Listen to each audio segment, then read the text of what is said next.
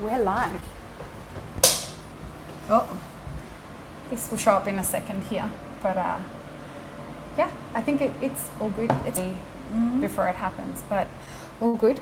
Miss Anny Ruth, it's so good to have you here. I'm happy to be here with you. It's for anyone that's tuning in at home or is going to listen to this on iTunes. It is hot as fuck here in San Diego, so that humming noise that you can hear in the back is the fan.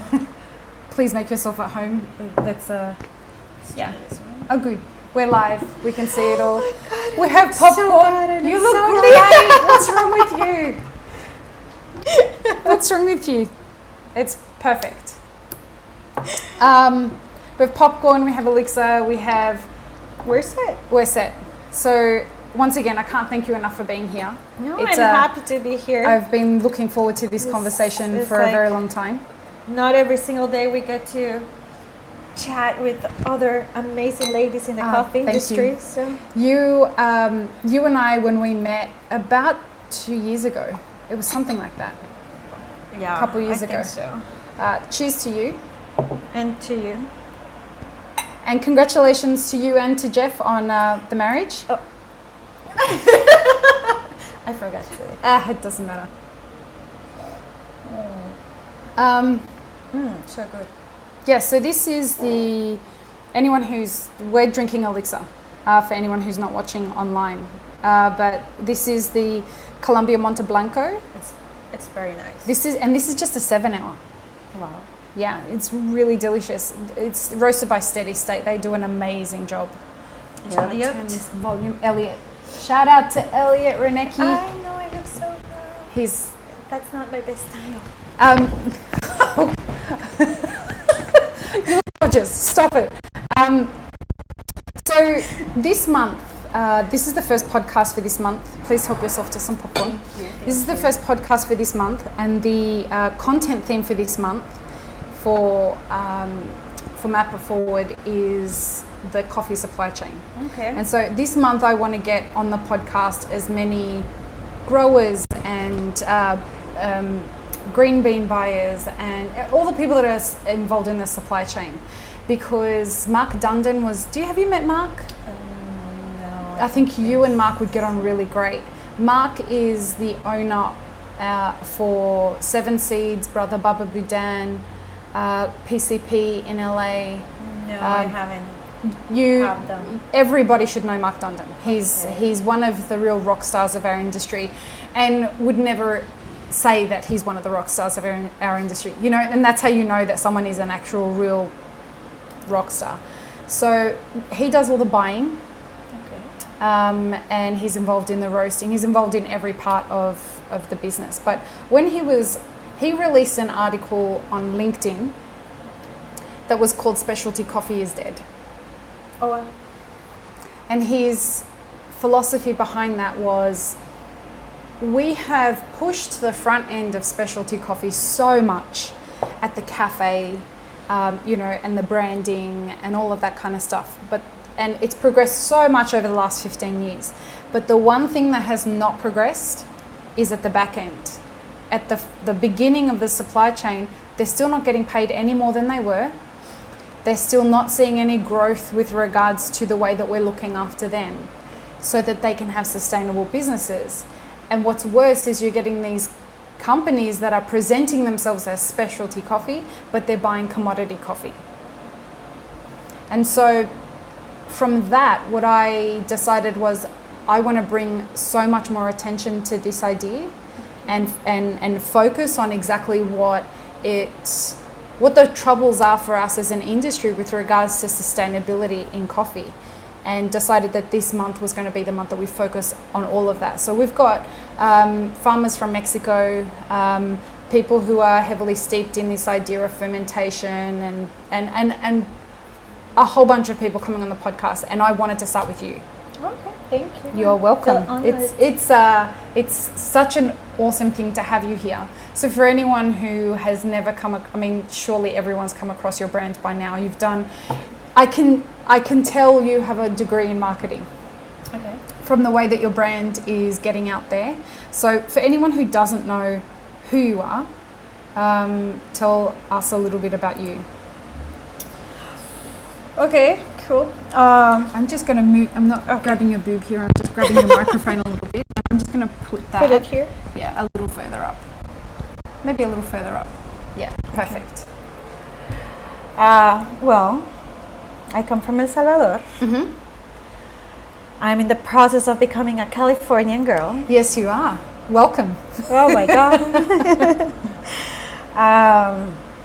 So my background is I have international business degree, and I have master in science in marketing. Mm-hmm. My prior experience was in marketing publicity for a very small company back in my country. Mm-hmm. Before I decided to start working with my dad and get into the coffee industry. Yeah. I got in the coffee industry, like, let's say, for the wrong reasons. What does that mean? Because I had in mind, well, I was the spoiled bride of the family. You know, Were you I was really? Keep going. Okay, so romantic about like the idea of having a coffee shop A coffee shop. and sell my dad's coffee. Because your father had the coffee farm. He already had the farm. Finca Loma Gloria. Loma La Gloria for like 15 years or so. So I get to work. I started working with him. He didn't want me in the company.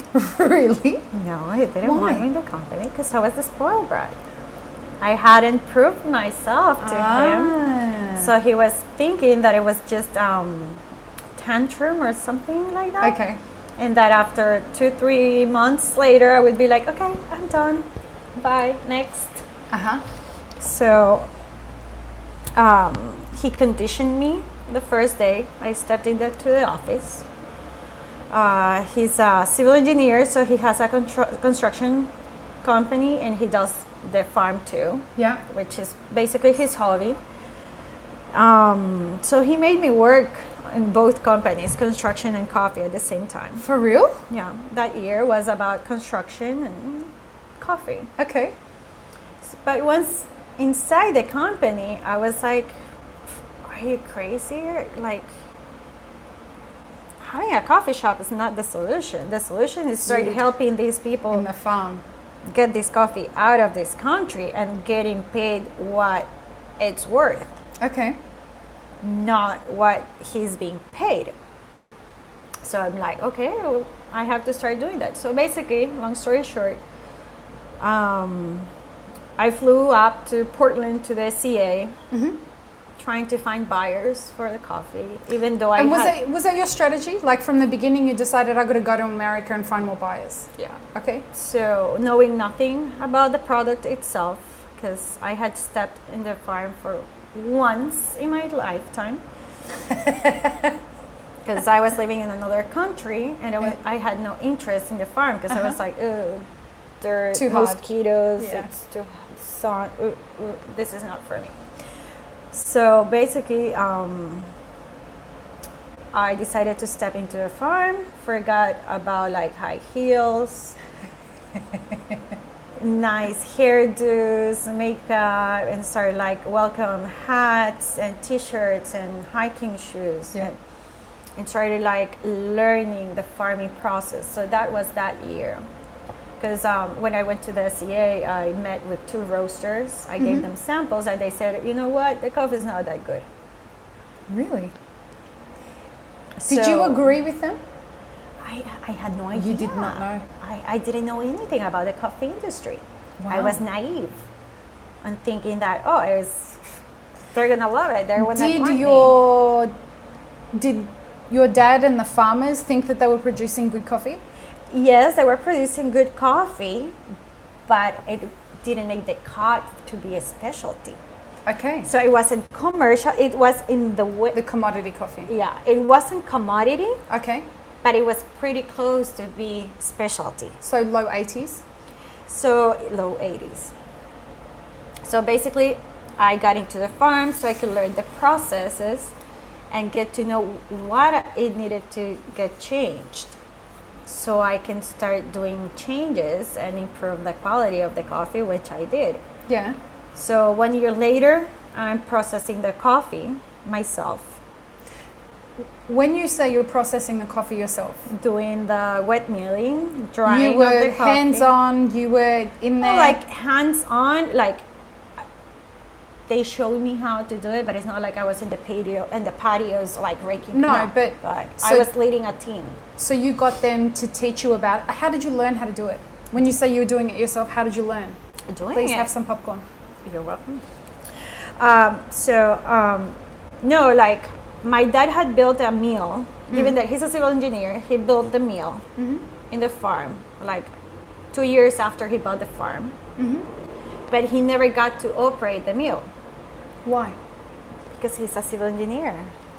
So he did like, how do you say that? Like a construction project. Where were you milling the coffee then?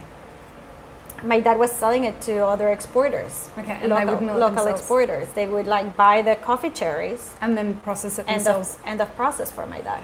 Ah, okay. So he wasn't interested in the green bean. He was interested in selling cherries. At that moment, but he built the mill wanting to export, like in his mind someday, but he wasn't able to like actually find a way to do it. So once I stepped in, it's like, okay, after my first, I started working with him. 1 year later, I get to see the first 40 bags come up here to the States, marked Loma La Gloria. That must have been a very proud moment. For me, yes. For my dad, was like, just 40 bags. Yeah, of course. You're like, it's the beginning of something. Yeah, but for my dad, it's like, just 40 bags? Come on. So the next year, I'm like, I wasn't happy about it too, because I had someone else processing the coffee for us. So I had no idea how the process had been done.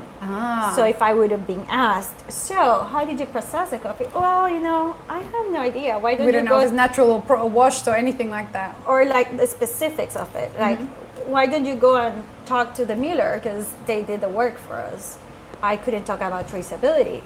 Wow. I couldn't talk about quality itself, because how could I assure the process had done the right way? Yeah. The drying had been done the right way. So given that we already had a milling equipment and all of that, I was like, I need to mill the coffee myself.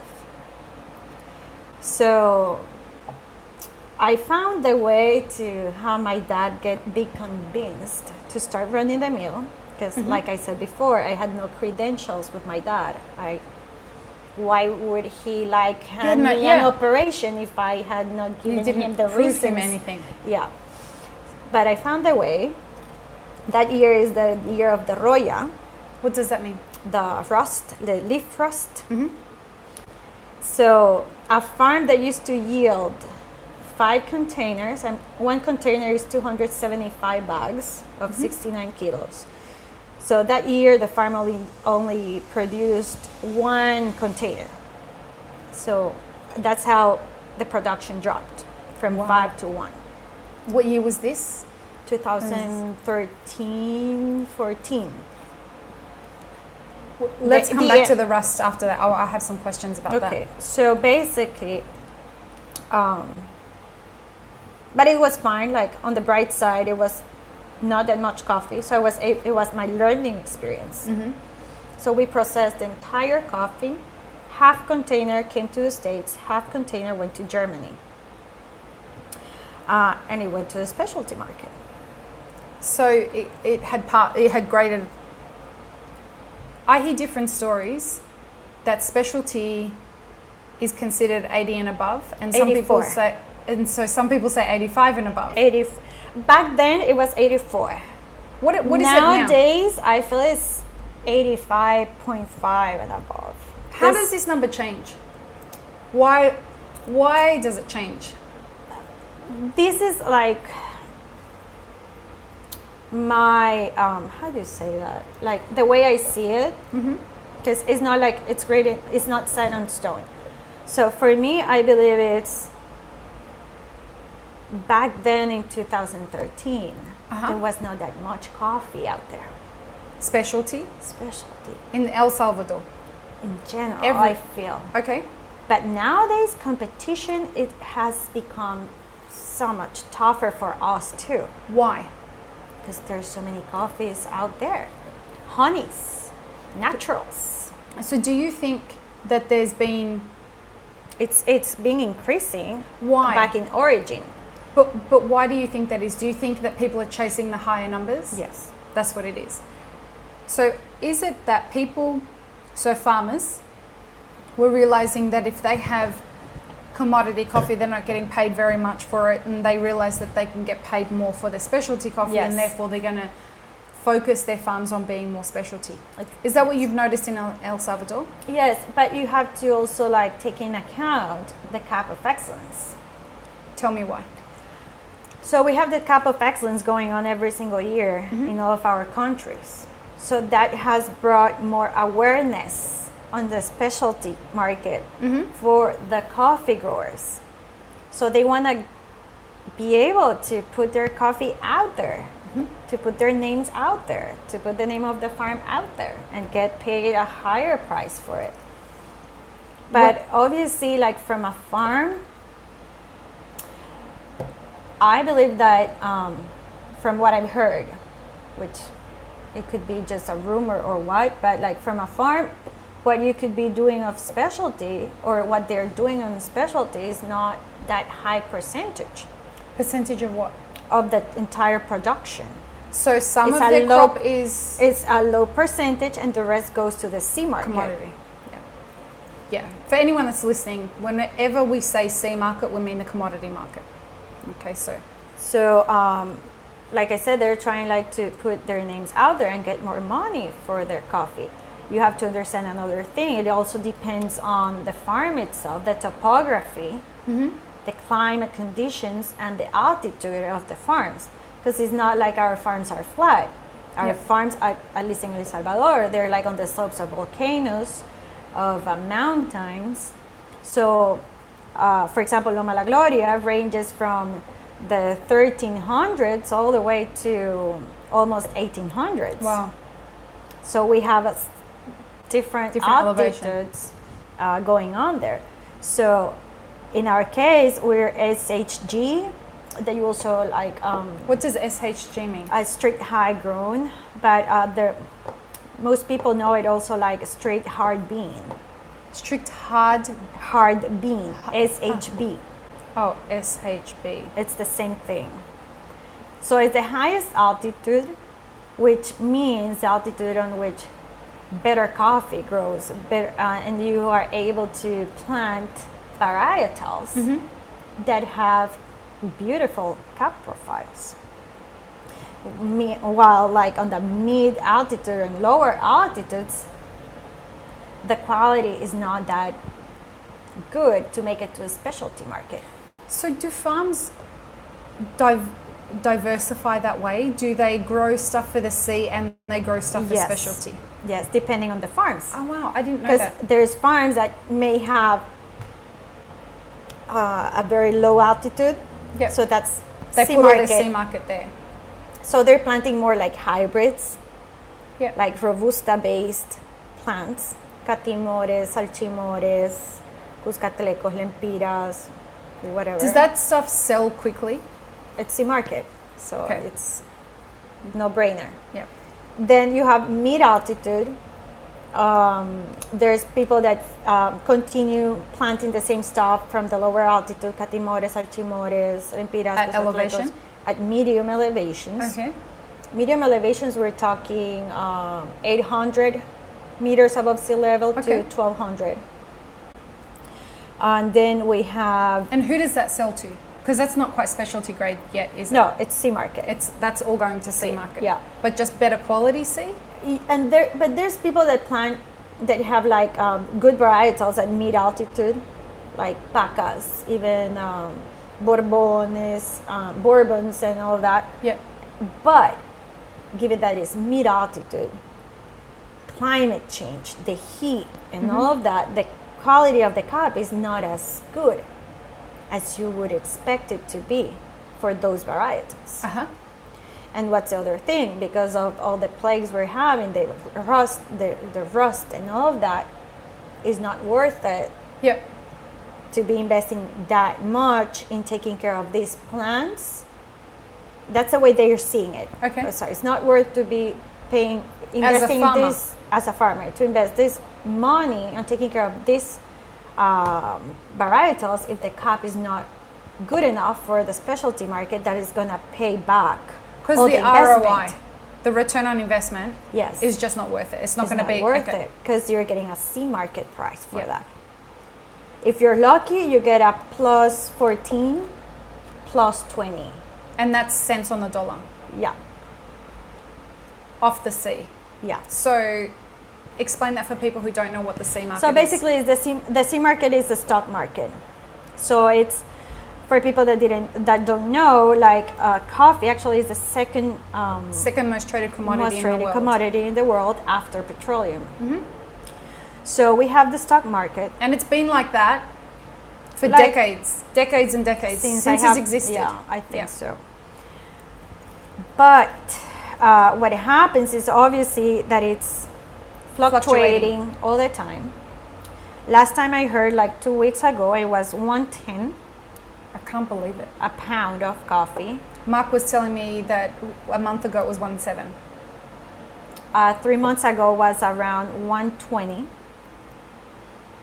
How do you survive on those numbers? You can't. You can't. Like there's cases back in my country on which the C market is, let's say it was 120, to make it more, let's say, fair. 120. The cost of processing it is around, depending on the meal, because it's like a roastery here. Every single roaster has different costs. Costs, absolutely. So there's a range. It's not like it is fixed. So the range could vary on 40 cents to 60 cents per pound. And is that a realistic range? Yeah.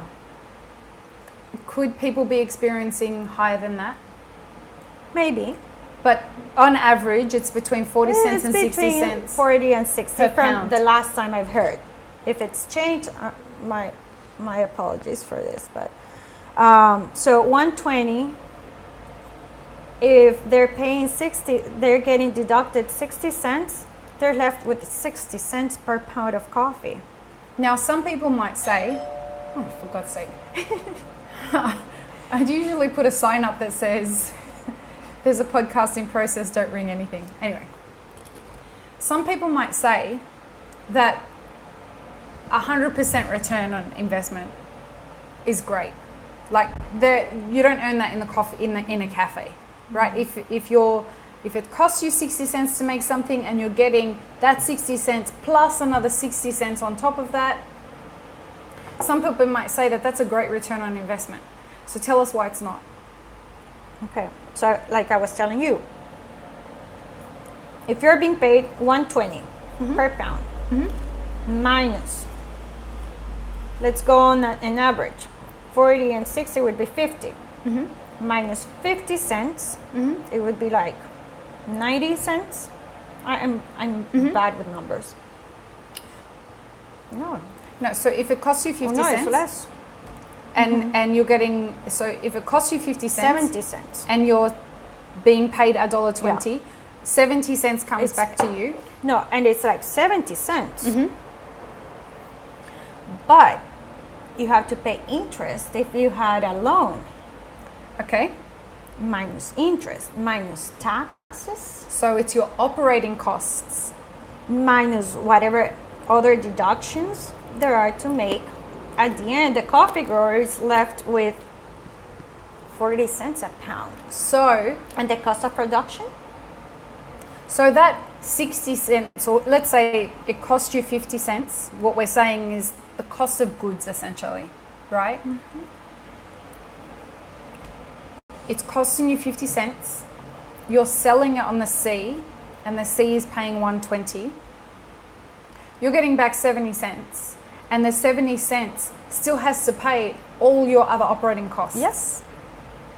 It's got to pay your wages. It's got to pay your taxes, your fertilizers. your fertilizers, it's got to pay for, and let's name them. It's got to pay for your land taxes, it's got to pay your interest on your loans, it's got to pay, do you have to pay broker fees? Like the cost of getting it to another country? Or is that included in the 50 cents? Yeah, it's included. Okay. What are the other expenses you guys incur that have to come out of that 70 cents?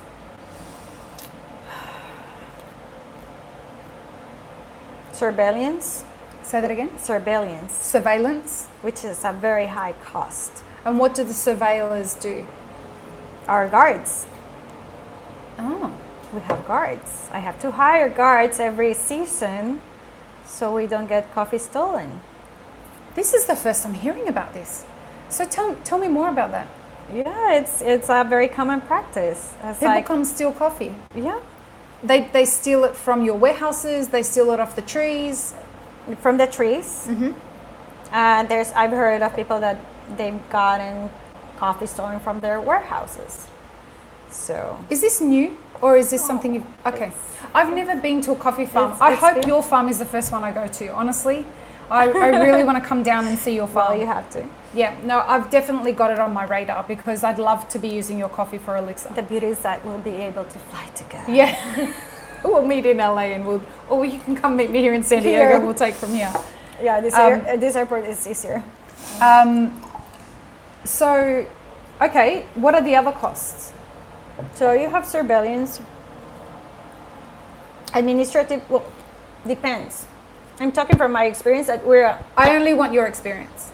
We're a company. Yeah. You know. So I have all the people that helps us do the farming.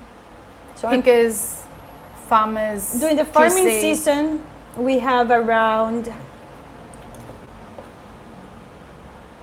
80 people working for us. Wow. In a 220-acre farm. About how many trees is something like that? Is that a rude question? I don't know.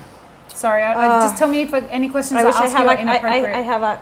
I wish I had a calculator, but it's like 127 manzanas, and it's an average of 3,500 trees per manzana, so do the math. All right. And is yours considered a big farm in El Salvador or a small farm, average? They're bigger farms out there. So we have so that's during the farming season. During the picking season, it could go up just in the farm to 150 persons. Where do you find your people? The community that they live around the farm? Yes, they live around the farm. And we have, given that I have milling operations, so I have an additional crew.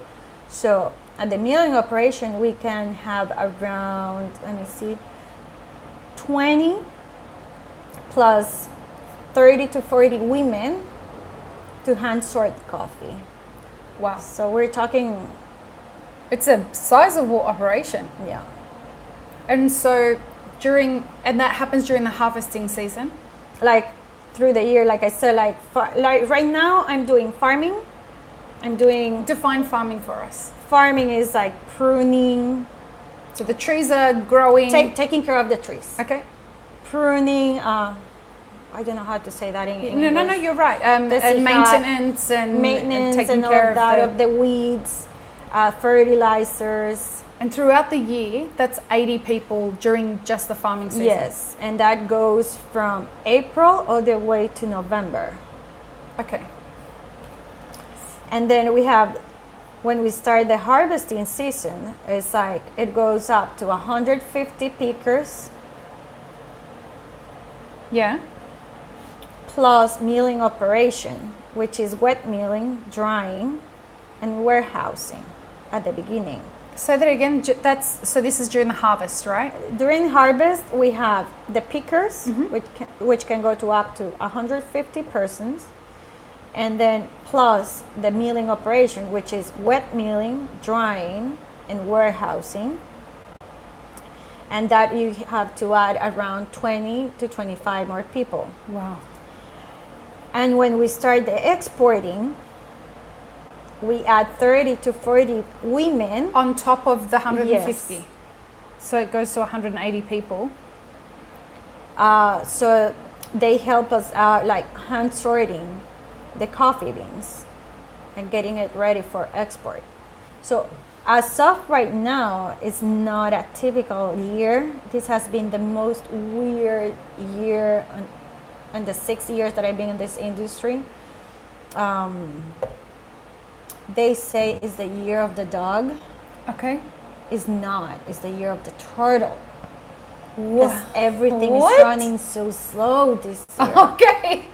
So is that because of climate? Is that because of I have no idea. a shortage of... I have no idea what's going on this year, but everything is moving so slow. So when you say that, are the trees growing slow? No, it's like my operation. Like usually I'm one of the first containers coming up here with the new crop. I see that every year on Instagram.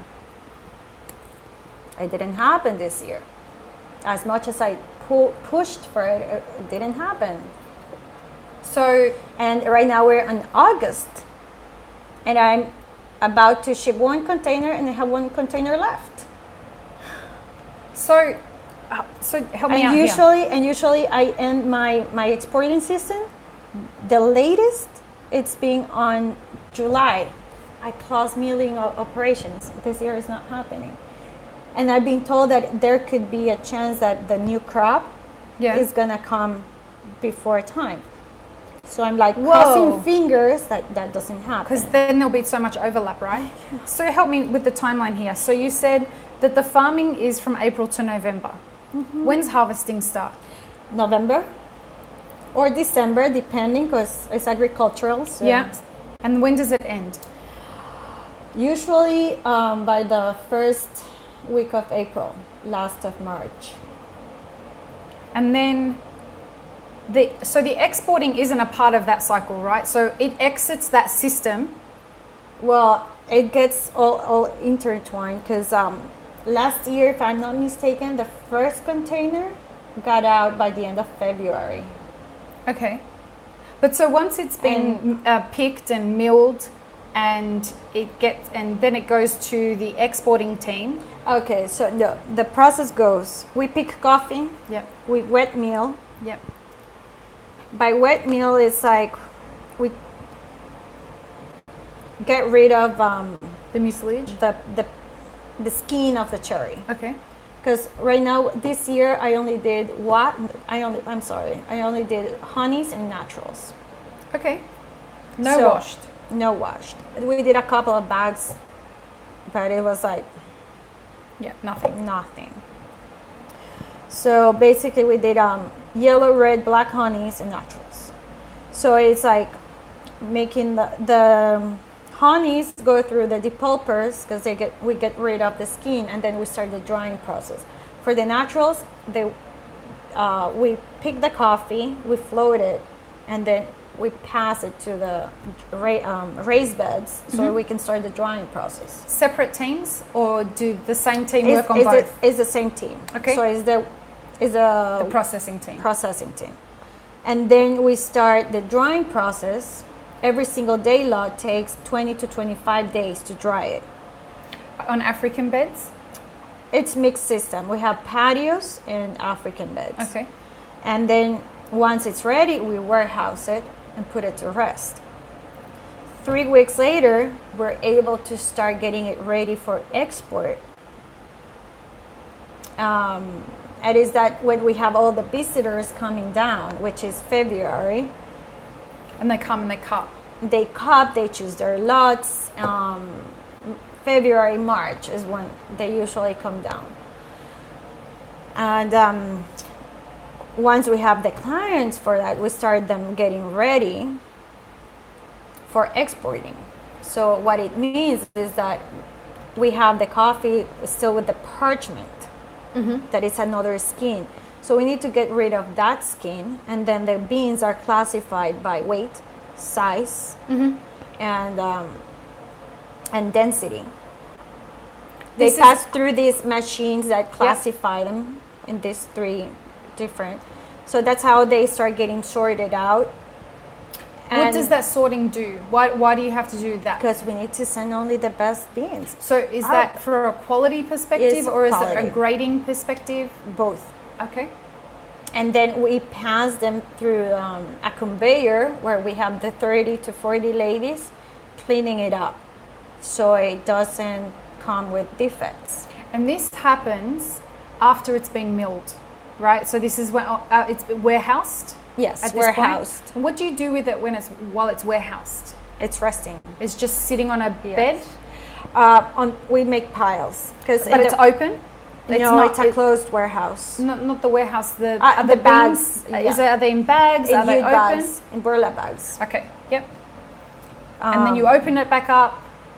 Is that right? Yes. Oh, excuse my naivety, but my thing is that there are a lot of people like me out there that have never actually been to a coffee farm and understand exactly how much work goes into all of this. It's a lot. Because of that, I want to expose exactly what's involved in all of this so people can start understanding why we need to start making sure that more money gets to the farms. Because it's ludicrous to me that people think that $1.20 is fine if they're selling it for $9 a pound, and they're selling it green for that kind of money. Well, it's just, I get it. Business is business because I'm a business person, but the way business people up here in Japan, in Taiwan, in Australia, in Europe, they're buying coffee because they want to get revenue from that coffee. So they add value. How? Roasting it, pulling out, like preparing espressos, like serving cups of coffee. So that's how they add more value to the product itself. So they buy this, but they're expecting to get a revenue. It's fine. That's what all people work for. Business people work for. I agree. But why can't we, that are the ones who start, like, we're the reason they have a business up here or whatever, why can't we charge for, or expect to get a revenue for our work? That's the question. And that's why I want to have these conversations this month. And just to start seeding these conversations in the greater community. And that's why I may sound like I'm asking stupid questions. And again, I apologize for that. No, but it's because of people like me who are well known within the community but still don't know exactly the intricacies of exactly what goes on at a farm, that I can't have an intelligent conversation with somebody that says to me, well, why should we pay the farmers more? And like, I get it. I get it that but it's not okay. It's not okay that I don't know. I know, it's fine. But like what I was going to say is I get it that there's segments in the market. Yeah. So I get it if there's shops that are in the segment that they don't really care about traceability. They don't care about quality. They don't care who grew the coffee. They don't care where it comes from. They don't care anything of that because their segment, their clients, their customers don't care about it. So they're gonna get like C market coffee, which is fine because there's growers out there that need people to sell to, right? That they need that. Because their farms are not able to produce specialty coffee, and that's the only produce they have. So they have to sell it. We need to keep them alive as well. So it's fine. It's okay. Like if your segment is like instant coffee, it's fine.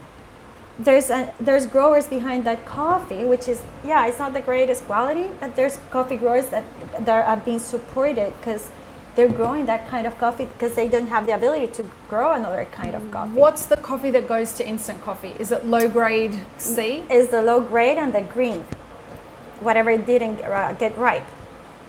Oh, so it's underripe coffee that goes into that. I didn't know that. So, like I was saying, there's like several segments, and it's fine. Like I get it. I'm a business person too. But it's just like if you're in the segment on which you really care, that you care about where it comes from, you care about the quality, you care who grew it, you care about what's the name of the farm. You care about what you're serving your customers. You're trying to serve them the best quality coffee that you can. Then why not to acknowledge the work that is being behind that being and to pay what it's worth. Because I'm not asking for charity either. I'm not telling the people, oh, poor us, please. But it's not about that. Pay us more. No. It's like, pay what is fair. At least, the way that I see it is that we have to at least make sure that we're giving the farmers enough money to have a business for the next few years. And the other thing that I always tell people is like I said, it's not a charity. No, it's business. I'm into win-win relationships. You and I both. So if I have to compromise price, I'll do it. But if I have the assurance that with whom I'm compromising the offering price, the asking price, yep, is someone that will come back next year and buy from me. And because that, for me, as a grower, as an exporter, as a business person, that's the real sustainability. Yeah, absolutely. That I have the assurance that I have the client coming back year after year after year to buy my coffee. The way coffee shops up here rely on their customers, that they will come in day after day, week after week, to get a cup of coffee. And this is the perfect time for us to talk about direct trade. This is a perfect segue into that, and we'll go back to the You're the boss, sí, señora. No, I just think, we're on a flow here with regards to that. We'll come back to picking up from the warehouse in a second, but define for me what direct trade really is, because I feel that direct trade is in the same kind of category as the term direct trade is in the same category as specialty coffee. It has a meaning, but it's lost a definitive meaning over the years, and so many people have different ideas of what direct trade means. So tell me, as a grower and as a miller and an exporter, what direct trade means. Well, I believe there is no definition itself, because there is no official definition for direct trade. So let's start with that. So everybody has the liberty to define it according to their experience, perhaps. So talking from my experience, direct trade is that trade on which I get to trade with the roaster directly. The person who's going to use your coffee without having a middleman. Is that right? So it's like a direct talk with the roaster. What do you need? Okay, this, I have this. Okay, I like this. How much for this? So it's a person you can bargain directly with. You're going straight to the business that's going to be using your coffee rather than going through an exporter. Yes. So basically we agree, like I said, win-win. Yep. So we agree on a price, we agree on a volume, we agree on a time to deliver the coffee. And the money stays in the pocket of the coffee grower. Yes, that people think that because it says direct trade that there are not going to be more people involved. False. I'm sorry, but coffee growers not necessarily are exporters. In my case, I'm you a are grower, the exporter. I'm exporter. Well, grower, miller, exporter. But like I said, we need several people in the equation. So who gets the money? The grower. In direct trade. In direct trade. That's the most important part of the equation. But you need an exporter. Does that mean when you need an exporter that if you're doing direct trade, I pay you for the coffee and then I have to pay the exporter to get the coffee out of there? So the way it works is you're dealing with me and you say, Annie, I want 5 bags from you. Perfectly. Let's do it. What price? Let's say $5 a pound to make it math easier. Yeah. Okay. Perfect. So then you go to an importer that you're working with already, that you have contracts. Yep. In the case you have that, and so you go to the importer and you tell him, so I have 5 bags in El Salvador. They're from Loma La Gloria. This is the coffee grower. Talk to them. I need those 5 bags. You contract the 5 bags with the importer. Yeah. So what happens is then the importer will contact me, or you connect us. Yep. So we start talking with the importer, and the importer says, okay, there's a container coming out from your country on this date. So we're going to put your 5 bags in that container. Okay. So be ready for that. But given, let's say that I'm not a miller, I'm not an expert, I'm a basic coffee grower. Yep. So I get in contact with my mill that I Yep. work with, tell them, okay, there's a contract coming in for 5 bags that is going to the US, to San Diego. So I need you to mill, prepare that export for me. So the milling, so then we start having a conversation. The coffee grower with Yep. the coffee miller, Yep. which is gonna prepare the coffee and export it for the coffee grower. Okay. The importer is talking with you. You have already contracted coffee with him, Yep. and they're gonna send the contract to the mill. Okay. So the mill is gonna be like, okay, perfect, let's do this. They put the 5 bags in the container on the day, place, whatever they need to. The coffee is shipped up here, and then the coffee mill sends all the original documents to the importer, asking the collection of the money. Just going back a step, who organizes the container in El Salvador? Depends. Is it the mill, It- or the is it mill an is exporter? The exporters. And usually the mills are the exporters. Okay, so that's usually the same thing. Yeah. They're organizing a container that's coming up to the US, so they don't have to work with anybody else. So they then send the coffee to the US, the importer receives it, and then what happens? So the importer, what's the role of the importer? Mm-hmm. The importer is financing you, because you're not paying for the 5 bags up front, Okay. because most probably you'll be like, oh, this month I only need 1 bag. Okay. So you're gonna pay for that bag, but you're paying warehousing for the 4 bags left And to the be- importer. And because I've worked direct trade, I've already paid you. So the importer is financing you, Yeah. and the importer is financing the grower. Because what happens is they pay up front for your 5 bags to the coffee mill, so the coffee mill can pass the money to the coffee grower.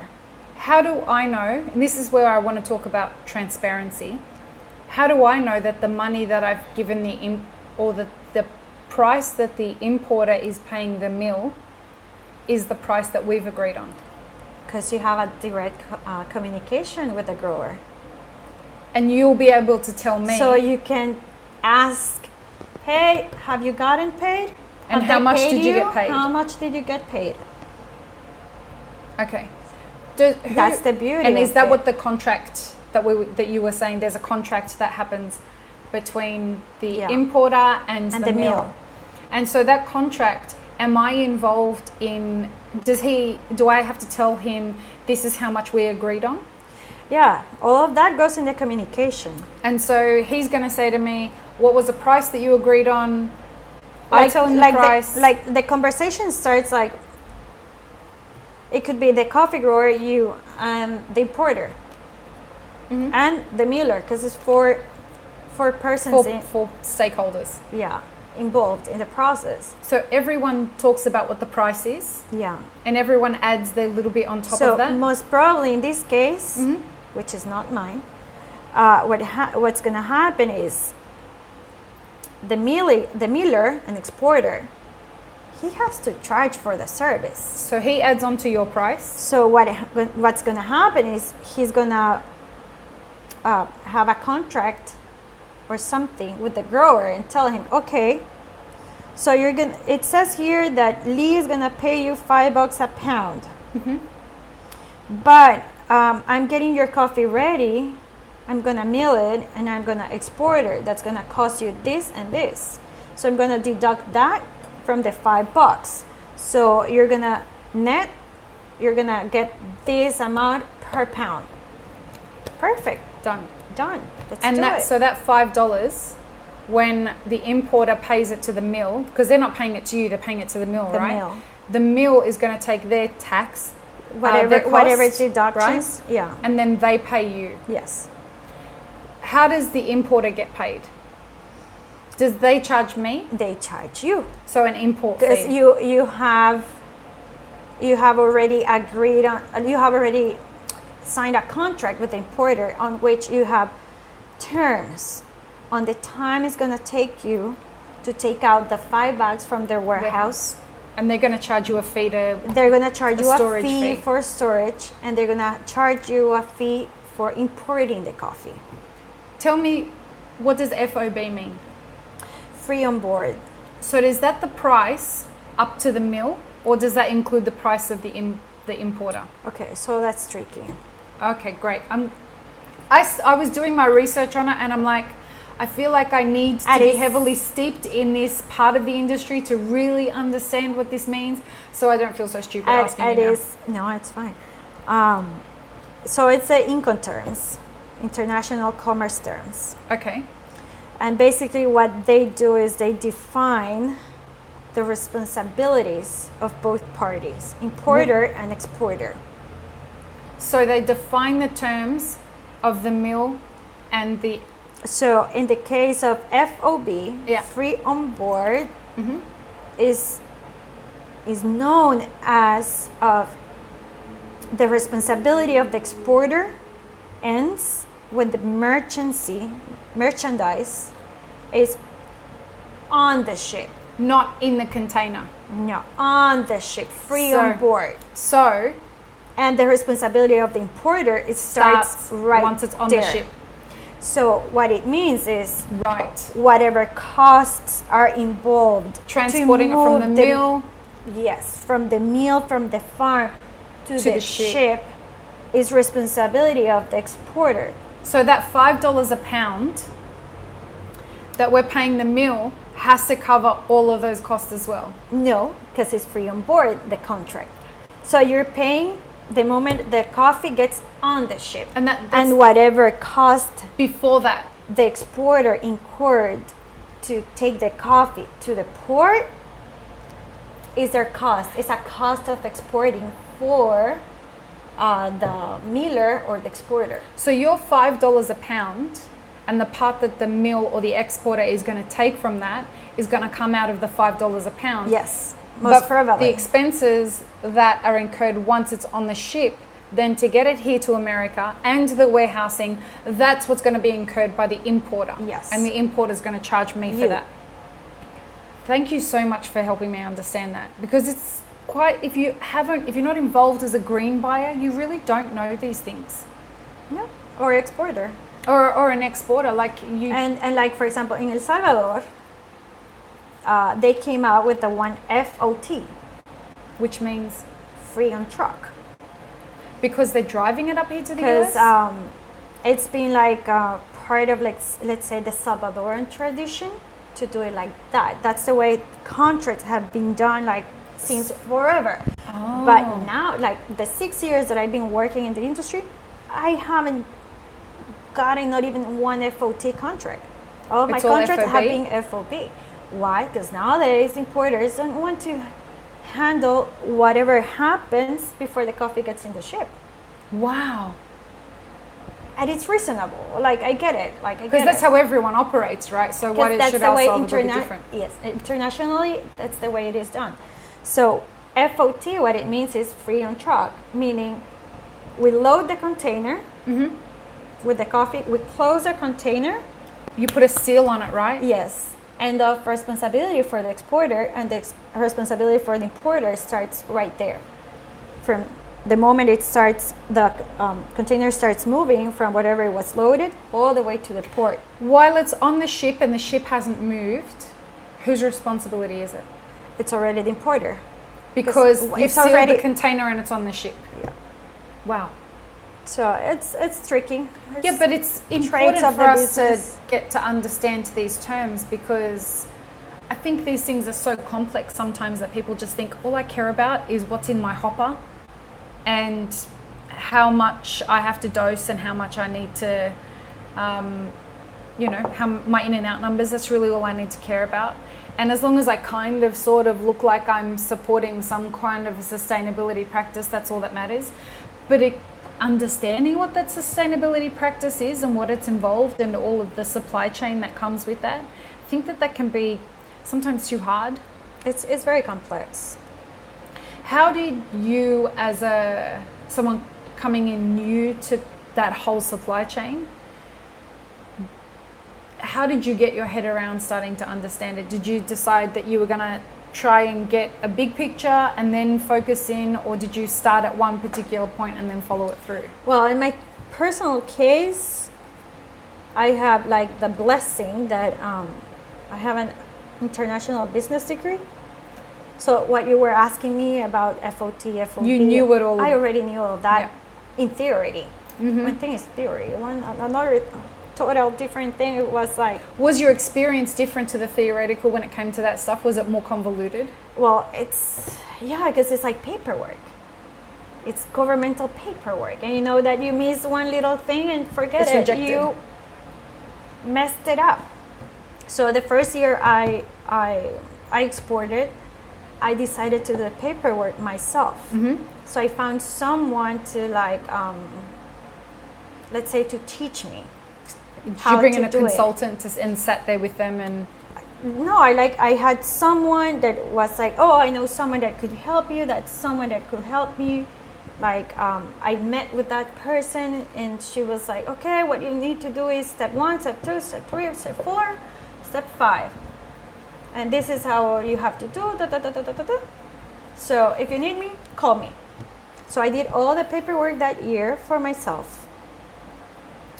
Like I said, it's just governmental paperwork. Yeah. So you have to be very careful to fill it up the right way and whatever. Second year, I was like, okay, now I can hire someone to do it for me.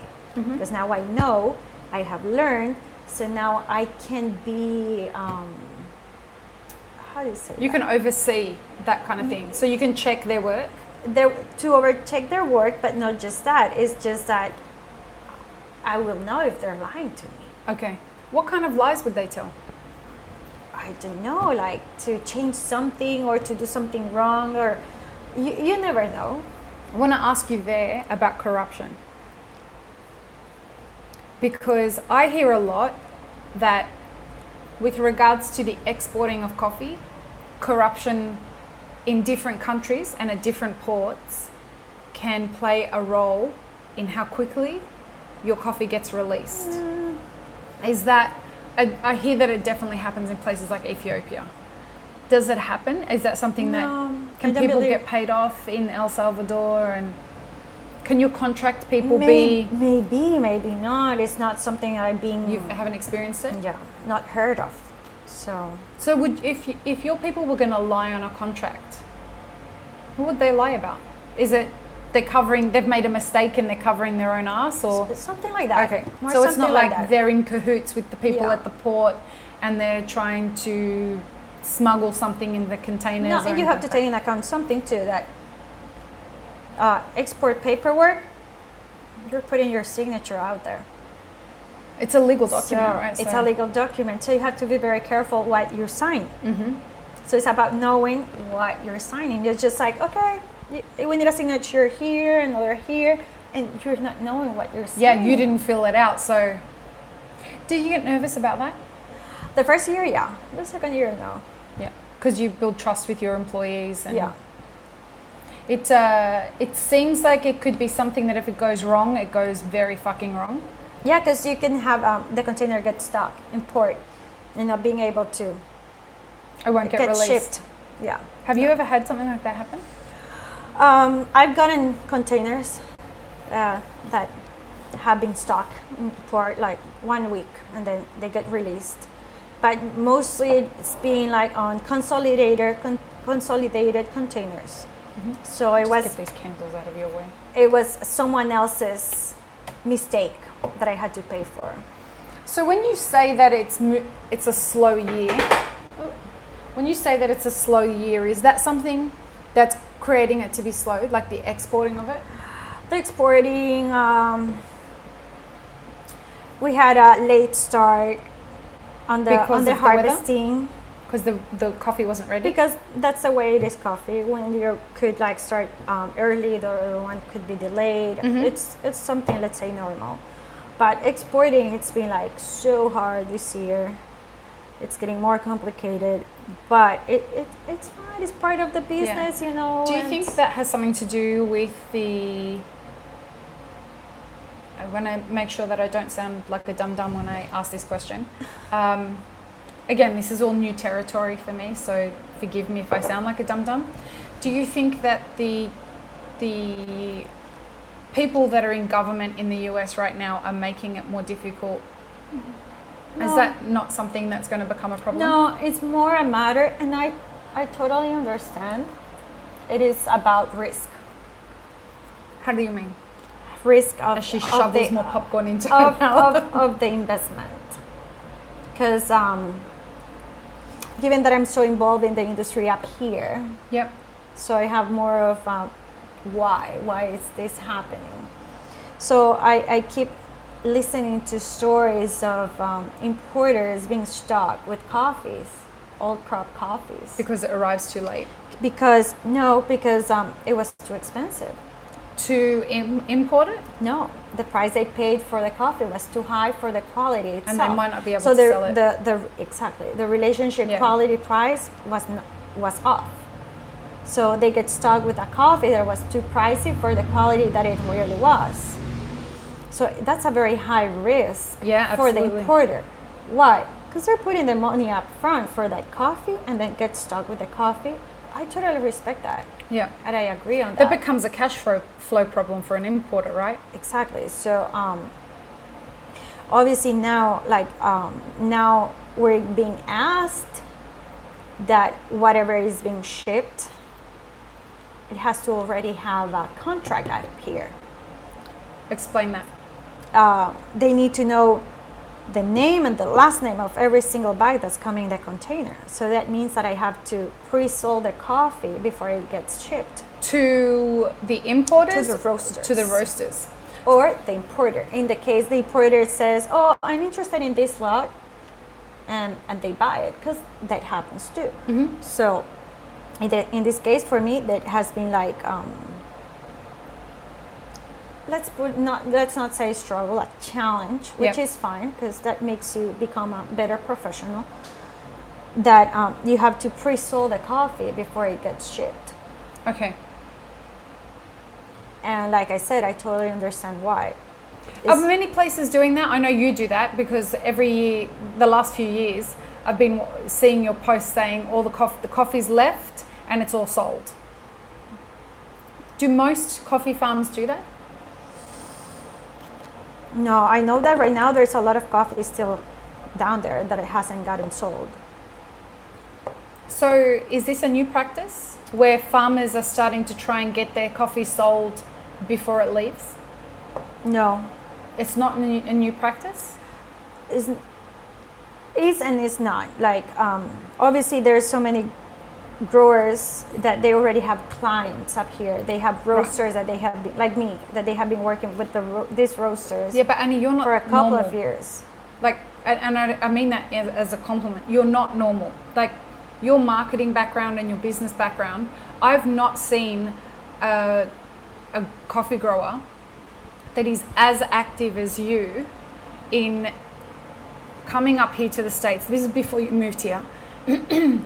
Coming up here, meeting with the people that are your customers, promoting their businesses, telling people that they are going to be receiving your next harvest. Like, that's all done before the harvest is finished. Mm-hmm. I don't see many other people doing that. Do you? Well, there's a couple that do it. But there are many more farms than a couple. Well, yeah. Do you know what I'm saying? Like, yeah, but you have to understand that I'm not the average coffee grower either. No. Like, I'm talking to you in full English. Right. I have a pretty good educational background. Right. So, But the reason I say this is because coffee growers are going to be watching and listening to this podcast. And so I wonder if this is something that might be a new idea for them. well, I don't believe it's a new idea. Like, I've started to, like, you have to understand another, like, you have to see, like, the context of it. Like, like what I was saying, the coffee grower, normal average coffee grower, is someone that hasn't even gone to school. Okay. Is that in El Salvador? Yeah. Some of them in Central America in general, like, Yeah. they are, how do you say that, illiterate? Like, Illiterate? and how are they gonna come up here? Right. It's impossible. And they're for not them. getting, I feel like it's a self-perpetuating cycle of destruction, only because we're paying shit money for the coffee. That's if we're paying the C. And we're not really investing in these farms, and unless we're dealing direct. But I'm talking about these farmers that aren't operating the way that you are. They don't have enough capital investment Yes. where they can come up here, start making these relationships and seeing a return on that investment year on year on year. These guys are just struggling to survive, right? Yes. So if they don't have a capital investment, shifting from that cycle is going to be difficult for them. Am I right? Yes. Then you have the coffee growers that are like the good established coffee families.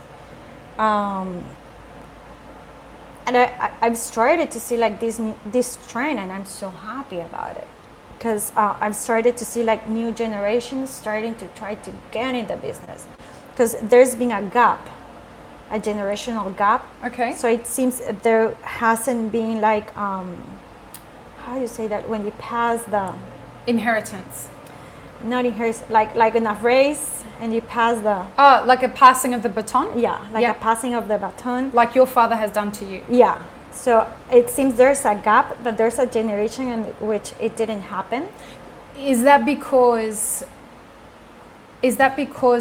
the return was so bad on coffee for the generation that came before you? No, What was it? if I'm not mistaken, it's because of the war Oh. context that we had in my country. Okay. So this generation were the kids that were sent out of the country and study abroad to protect them from the war. Most of them stayed abroad. They didn't return. They came to America, they went to Europe, so they didn't return. They didn't return. They got educated and decided, So okay. that generation is still managing the farms. So it's the generation that's now that isn't returning to take over the farms. So it's the new generations, a very high percentage of them, they're not interested in being in coffee. Well, because there's no real return on investment, especially if they're getting paid with the C market. And there's, So what's going to happen to these farms? who knows? But like I said, I've started to see like younger generation. Mm-hmm.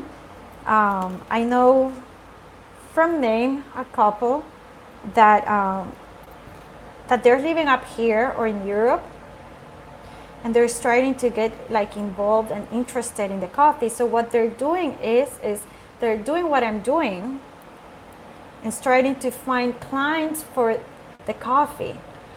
So they're getting involved being up here while their parents are taking care of the farming. So they're essentially doing the marketing remotely. Yes. Fantastic. Yes. So this is almost a way that those farms that couldn't invest, couldn't get a capital investment that helped them come over to here and do what you're doing, they've found a way to do it by having their kids Like who the had kids left. that they're already out there. They're going out and finding, they're acting as their marketing and sales people. Like I said, That's I know amazing. I know a couple of them. There's a friend. His family has a farm in the same region. Mm-hmm. As Loma you La guys? Gloria is. But he's living in Austria, Europe. Mm-hmm. He's already married with kids. His life's there. He's not going to move back to El Salvador. He's been living up he's been living there like for so long. We met a couple of years ago because he got involved in coffee. He started getting involved and interested. Okay. So now he's importing a container from his dad's farm How amazing is that? to Austria, and he's selling it throughout Europe. Wow. So basically, that's the new trend I'm starting to see. So this younger generation somehow get involved to see like by the, let's say, that coffee so hip, so like trendy, so like, oh, it's so cool, Yeah. you know. So they say, oh, what if my dad already has coffee? Yeah. Why shouldn't I start selling it up here or opening up a coffee shop? There's someone you need to have this here. I have no on idea. the podcast? Yes, I have no idea how. But Julia Peixoto. Okay. Julia Peixoto. Do you know her? Yeah. Can She's you make another a- one that I can take my hats. Oh, hat fantastic. off. How do you spell her name? P-E-E-I-X-O-T-O. Yep. Julia Pichot? Peixoto. Peixoto? So Can you make she's- an introduction? Yeah. Please. Thank you. So she's in Arizona, Uh-huh. Chandler, I believe. Okay. She's married to an American. Yep. They started their own coffee shop and roastery 2 years ago or Okay. so. And her family, they own a farm in Brazil. She's from Brazil. Okay. So they started a coffee shop with the husband, and they're importing a container from her dad. Okay. And that's what they sell in their coffee shop. But surely they can't be going through a whole container. Well, that you will have to talk to her. Surely she's acting as a green, like she sells the green as well to other people. I'll have a chat with her. You'll have to Please check do. on that. Please But it's amazing what they're doing, like the model that they've created. Yeah. And right now I know that she just got back from Brazil with her husband and their kids. They have 2 kids. Because they went to check on the operation and check on their coffee, and I believe they loaded it, come back now the coffee is coming up here. Wow. Does the coffee... Go ahead, finish. So like I said, I believe that's the new trend that we're gonna start seeing. You know, like whoever has like roots in coffee farms and that are living abroad, start opening the doors so the coffee can be sold at a fair price by either selling the green, selling it through a coffee shop, or having it roasted somewhere with someone and doing wholesale.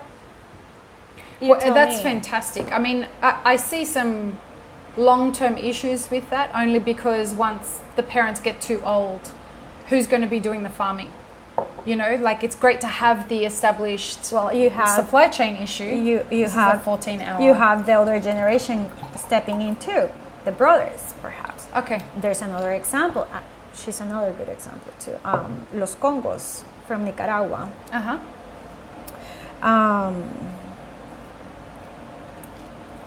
Man, I forgot her name right now. As of this moment, I hate this. But she lives in. Well, when I met her, she was living in Sacramento. I'm not sure if she's still in Sacramento. Okay. But her family owns a farm in Nicaragua. I've been in that farm. Pretty nice farm. I met her brother too, which he runs the operation down there. Okay. Farming, milling, exporting. And she's the one doing the marketing and selling it up here. So they're a team. That's amazing. The siblings. It sounds like this is a future kind of projection of ways that people can expand their business model.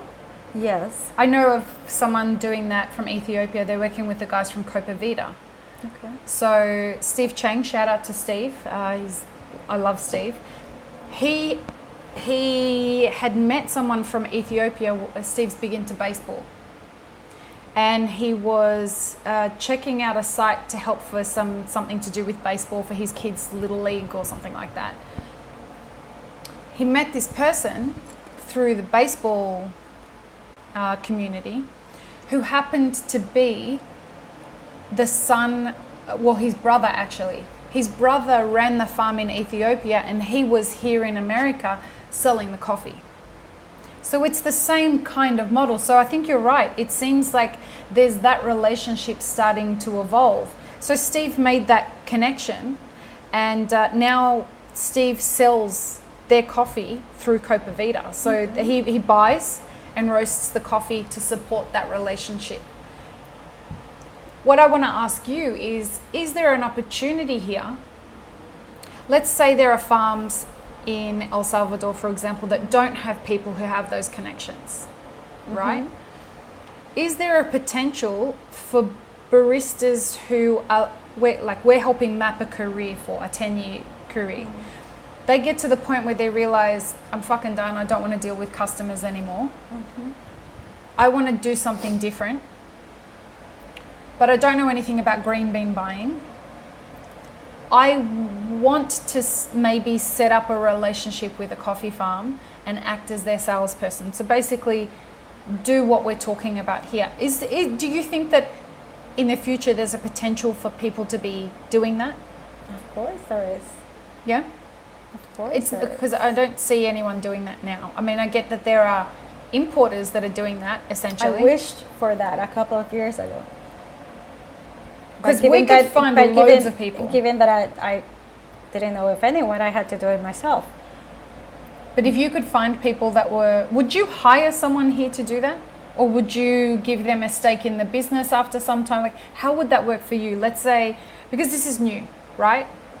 This is a potentially new position. Basically, in that case, the barista would become a broker. So brokers exist, right? But they usually exist for a bunch of different companies. They would become like a middleman. But just for you.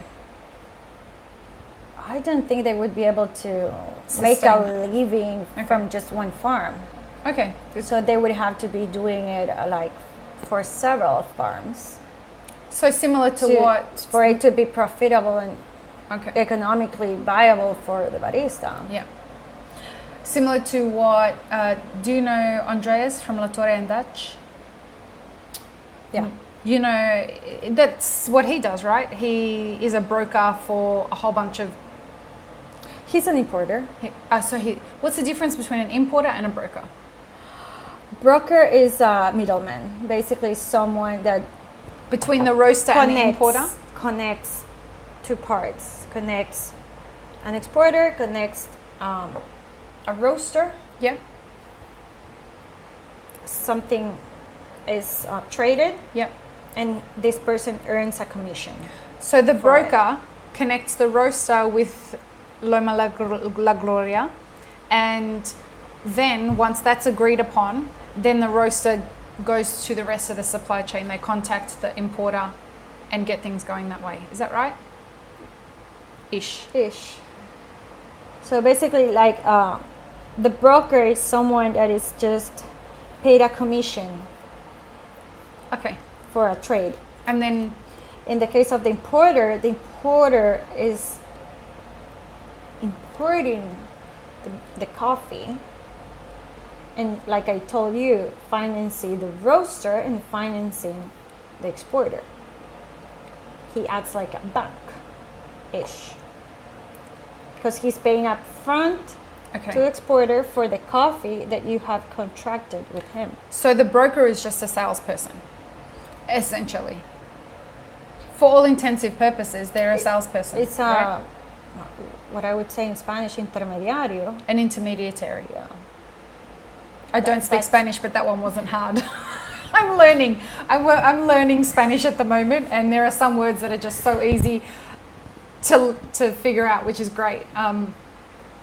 So essentially, they are just an intermediary salesperson.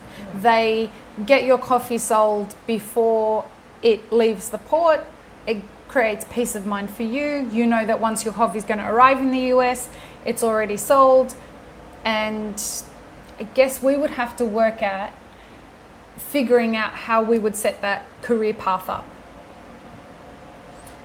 because I think that there are a lot of... There could be many options. It's just about thinking out of the box. That would be, you and I should probably do some work on that together, because I know that there are baristas that are trying to figure out, well, I don't want to be in the cafe anymore, but I really want to be in the coffee industry, and I know I don't want to be a roaster, and I don't want to go to Origin.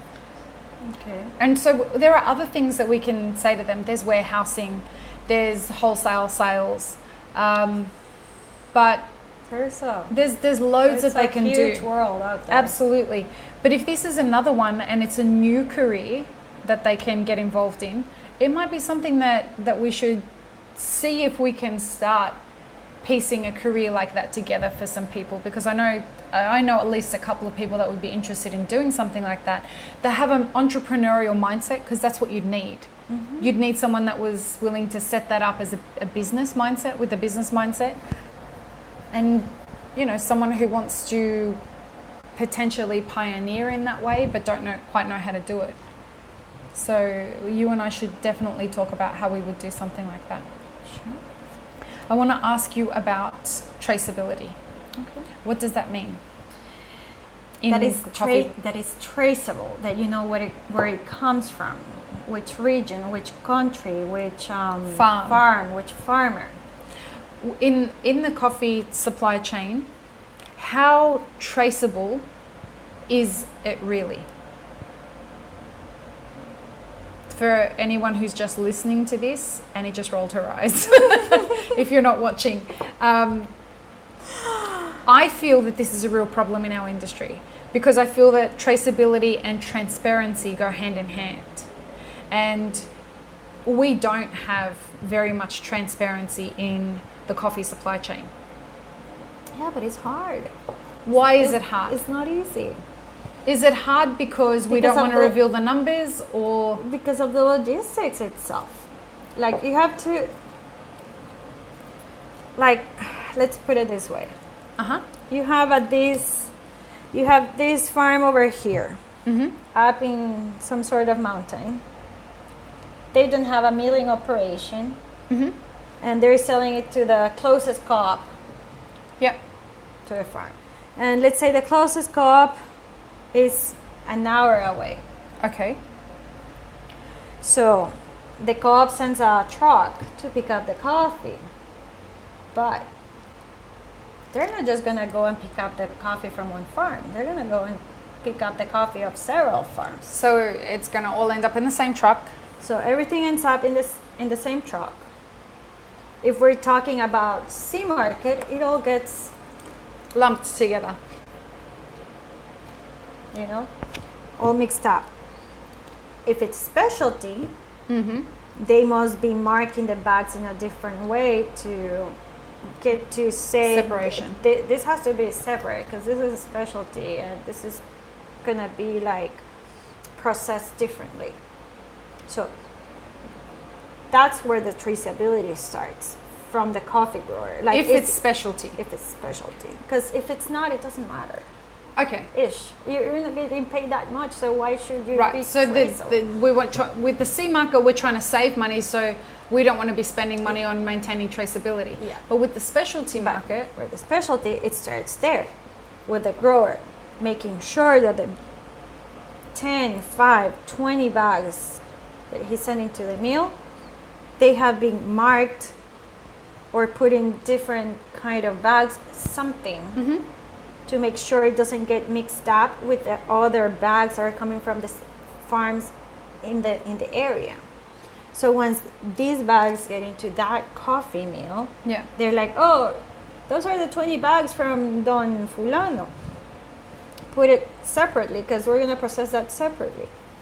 So it also depends on the mill. Are they doing their job? Are they separating the Don Fulanitos bags and processing it separately? Is not getting blended with other nano lots, micro lots that they already have there to get processed. Does that usually happen? I don't know. It could not. Yeah. It all depends on the policies and procedures of every single how meticulous they are. Exactly. Okay. So if best case scenario, if we did as an industry, instill a traceability practice, who would hold that information? The miller. Uh-huh. Definitely the miller who's processing the coffee. Why? But for example, in Loma La Gloria, the way we work is we keep traceability of every single day lot, nano lot. So once it gets to a farm, Yeah. if we had picked coffee from, let's say, 2 different areas, they're marked. This is from area A and this is from area B. Do you only process coffee from your own farms? I had been processing only from my farm, but this is the first year that I helped out a cousin and an uncle. Okay. So as you bring more coffee into your mill to process for other people, is this going to get harder for you to maintain traceability, or do you just, no, okay? No, because we have everything already pretty well set up. So like I was saying, like we have every single day lot coming in, and we know from which area of the farm comes, how many bags were there, how many they weigh.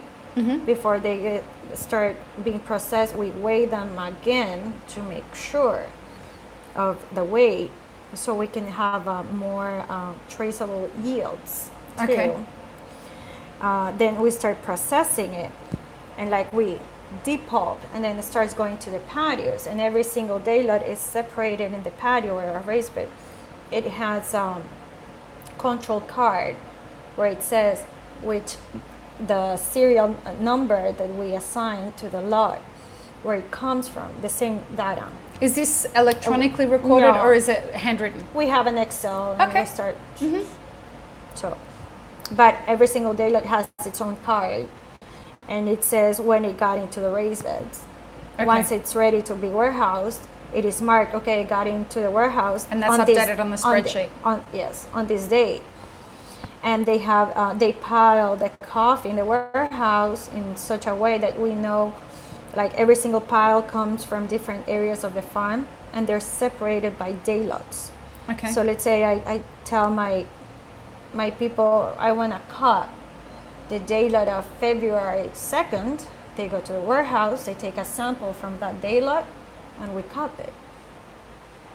So, Because we're not blending anything. Everything is according to it was and you picked can and check the everything. traceability from when that was picked. Yeah.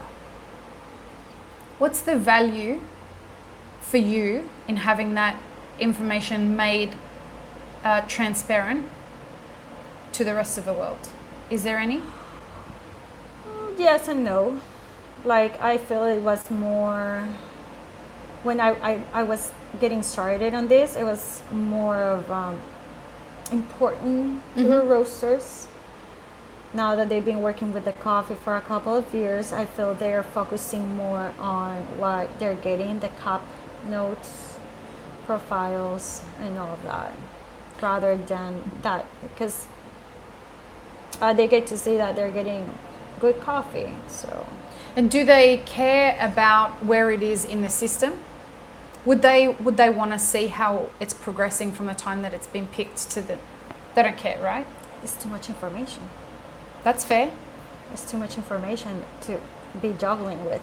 Like in my case, it is important. Yes, it is important because even though the coffee comes from the same farm, it doesn't mean that the cup profile is the same in the entire farm. Okay. It varies. Okay. So we, one of the first homeworks we did with the farm was to map it regarding the cup profiles of the farm. So we already know how it cups in the different areas in altitudes. How does that help? That, for example, if I try to sell the day lots, January 1st, January 2nd, January 3rd, January 4th. So they come from, let's say, this geographical area. They're gonna taste very similar. Okay. And the nuances are gonna be like minimal. Okay. And like if I try to sell them as separate, we're talking about, let's say, 5 bags, 3 bags, 7 bags, 10 bags. Is it that different though? Or is that just for example? No, like the amount of the volume of each day. Okay, Like they're yeah, very small. Yep. And like I said, if I put the 5 samples on a copying table, and I have the clients going through They couldn't tell the difference? they're gonna be like, these 5 taste basically the same. Okay. Why are you putting me 5 coffees that taste basically the same? So it's part of the marketing and all of that of your product. So okay, if I already know that these 5 taste basically the same, they're essentially the same lot. It's basically the same lot. So but processed on different times. So we're gonna blend that. Okay. But the traceability is important to the farm. It's not important to the person who's buying the coffee at that level. Well, depends. Okay. Because if we're talking about like a superstar nanolot, okay, that hit at 90 plus compared to its brother and sister lots. Yes. Okay. So the roaster will want to know when it was picked. Okay. Which area exactly of the farm was picked from. Is that because of next year they're going to want to try and aim for the same thing? Exactly. Okay, so this is when this lot 239 came out and it sold for I don't know, like $10 or whatever. $100 a pound it was. Yeah. And you know, so at that level, that's when people are like, I want to know exactly that lot. Then it's important. So it's important for you as the grower to trace things at this level. And then if you get a day lot that pops for some reason, you don't know whether it was in a fermentation tank with different bacteria, whatever, something about it popped more than its brother and sister lots, right? Is that when that information you start to tell the people you have relationships with, the roasters you have relationships with? If they ask for it, yes, for sure. Well, it's available. Do you turn around and you say to them, listen, we have an exceptional lot that tastes different to the rest of the lots? You need to taste this. Is that something that you do? It happened this year. Yeah. For example, it's like the memory that I have, like that pops up quickly. I had Jason Grist from Old Soul in Sacramento visiting me, and last year we had our first experience working together. He submitted coffee for the Golden Bean Award and for coffee review, and he got pretty good results, but on the feedback he got of the cupping, it said the body of the coffee was 8 points out of 10. And I was like, Jason, why 8 and not 9? And he's like, well, in order for me to pull up all the fruit notes that I wanted, I had to do a very light roast. That implies the body drops. Okay. So that's why a low body, because I knew that coffee had a good body. So that's why I couldn't understand. So I was like, okay, cool, fine, fair enough.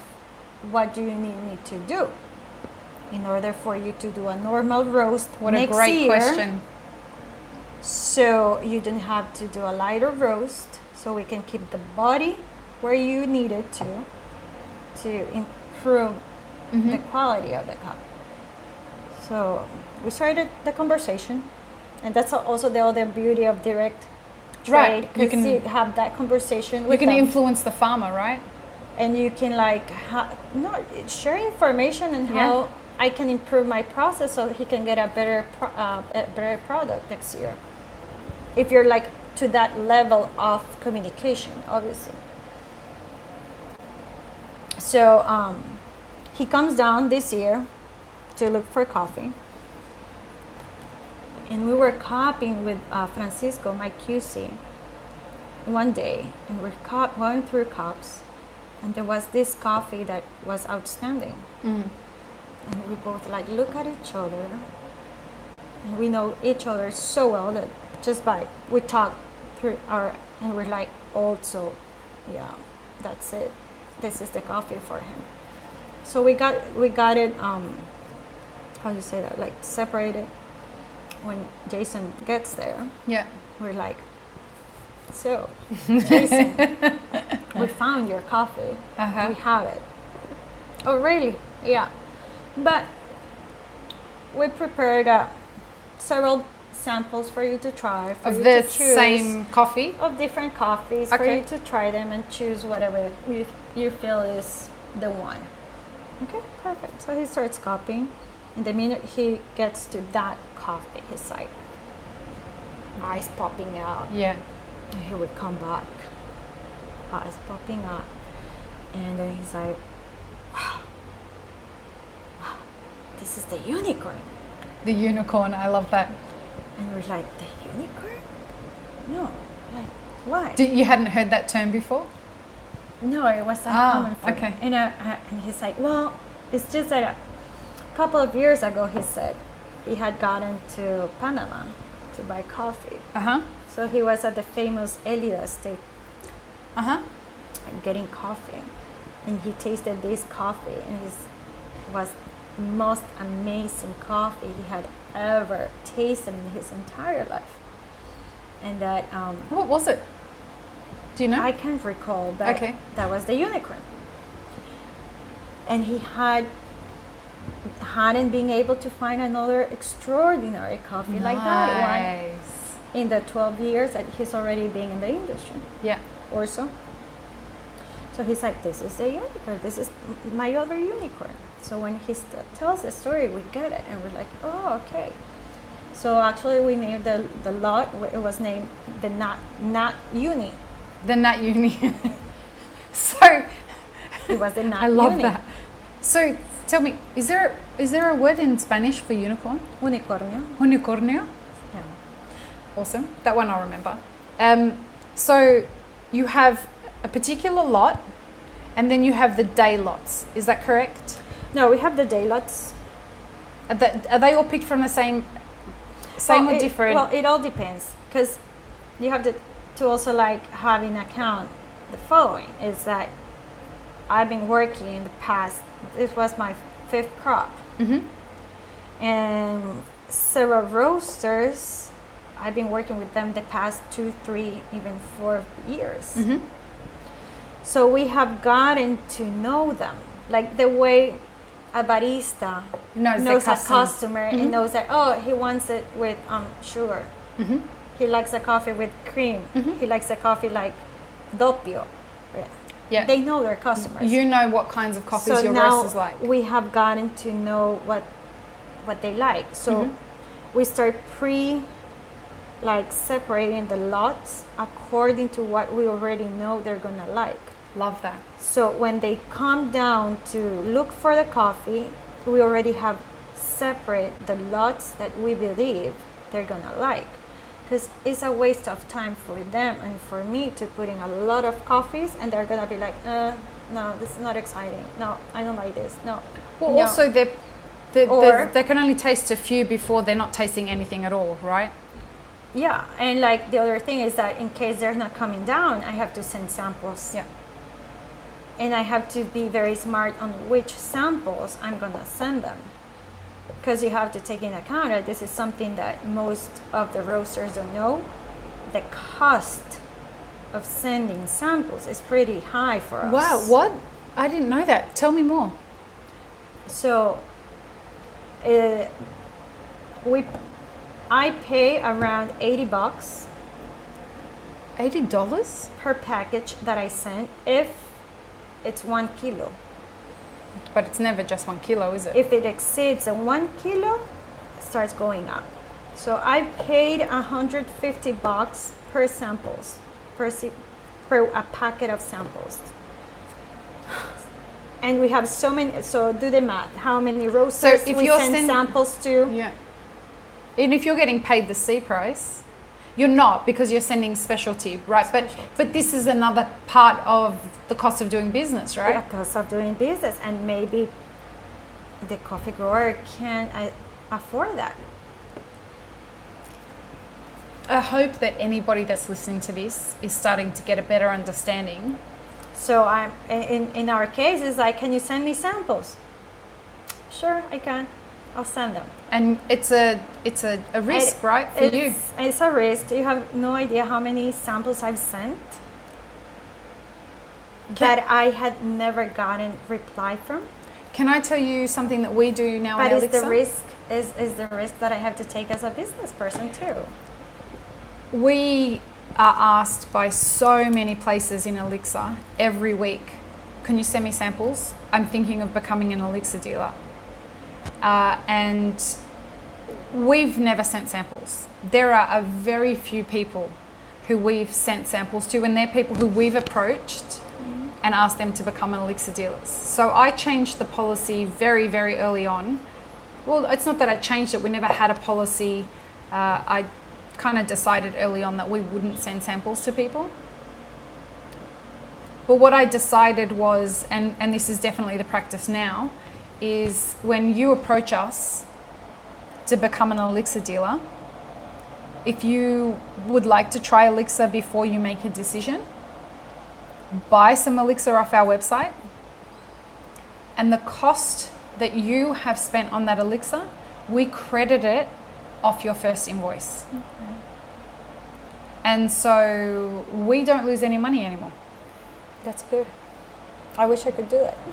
I mean, even if it's a thing of, I mean, I wonder if there's maybe a way you can do that, because you guys have got such a high It's reputation now. No. No? No. That's unfortunate. Because for us, people found it they find it fair, because they're going to get the money back. They lose the shipping, which is $6, right? But we credit them, let's say they buy a twin taster, which is 2 bottles of Elixir. We credit them back the $16 off their first invoice.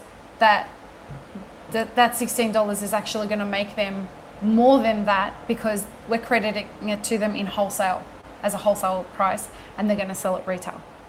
So that's ended up working out really well for us. If only there was a way we could figure it out for you. No, it's part of the cost of doing business. Yeah. That's unfortunate. Yeah. If we talk about, Maybe the only thing that it could be done is to raise awareness of that. yeah, and let's do it. Like, Because it's like, you ask, can I send you samples? If I'm asking, can I send you samples, could you be interested in my product? yeah, Yes, send me samples. But I've gotten responses in the past that I would like do follow-ups on the samples and be like, hey, so did you get the samples? Have you had the chance to try them? Which samples? Who are you? The Loma La Gloria, the ones that were packed like this. Oh, yeah, those. No, I didn't have the time. So if you already know that you didn't have an interest, you didn't have the time for that, or you can't include a new coffee in your offerings, it's fine. Just say it up straight. yeah. Because then you won't send samples next year. You won't be bothered to waste any time contacting them. And you don't bother them. Yeah. I'm going to be doing I do an Instagram live every Sunday, kind of summarizing all the information and content that we've collected from that week. I'm going to talk about it on our Instagram live this week. And a lot of the stuff that we've talked about here. So I'll make sure that we raise awareness about that, and I'll make sure that we do a post about it. And I hear that it happens up here too, like with wholesale coffee, with importers and wholesale and everybody. Well, people just don't give enough fucks about how much work goes into it. So it's not just happening to us at Origin, it's happening up here too. The wholesale roasters. So it's about like being more, how would be the cognizant, word? like being more aware. More aware. Yeah, and this is something that we really want to push with regards to the content this month. Is our tagline is conspiring to each other's success, right? Now, if we as an industry start conspiring to each other's success, we're going to start thinking about, how does what I'm doing cost somebody else that they won't get a return on? So if I am just asking people for samples for no reason, I'm going to ask myself the question, if I'm conspiring to that person's success, and that's my mindset, I'm going to be aware that them making those samples doesn't cost nothing. There's a cost involved to their business that they have to absorb of creating and marketing those samples. So I'm going to be more aware of, oh, I don't just want to try and get something for free. The reason that those samples exist is in order to start a conversation about a potential relationship.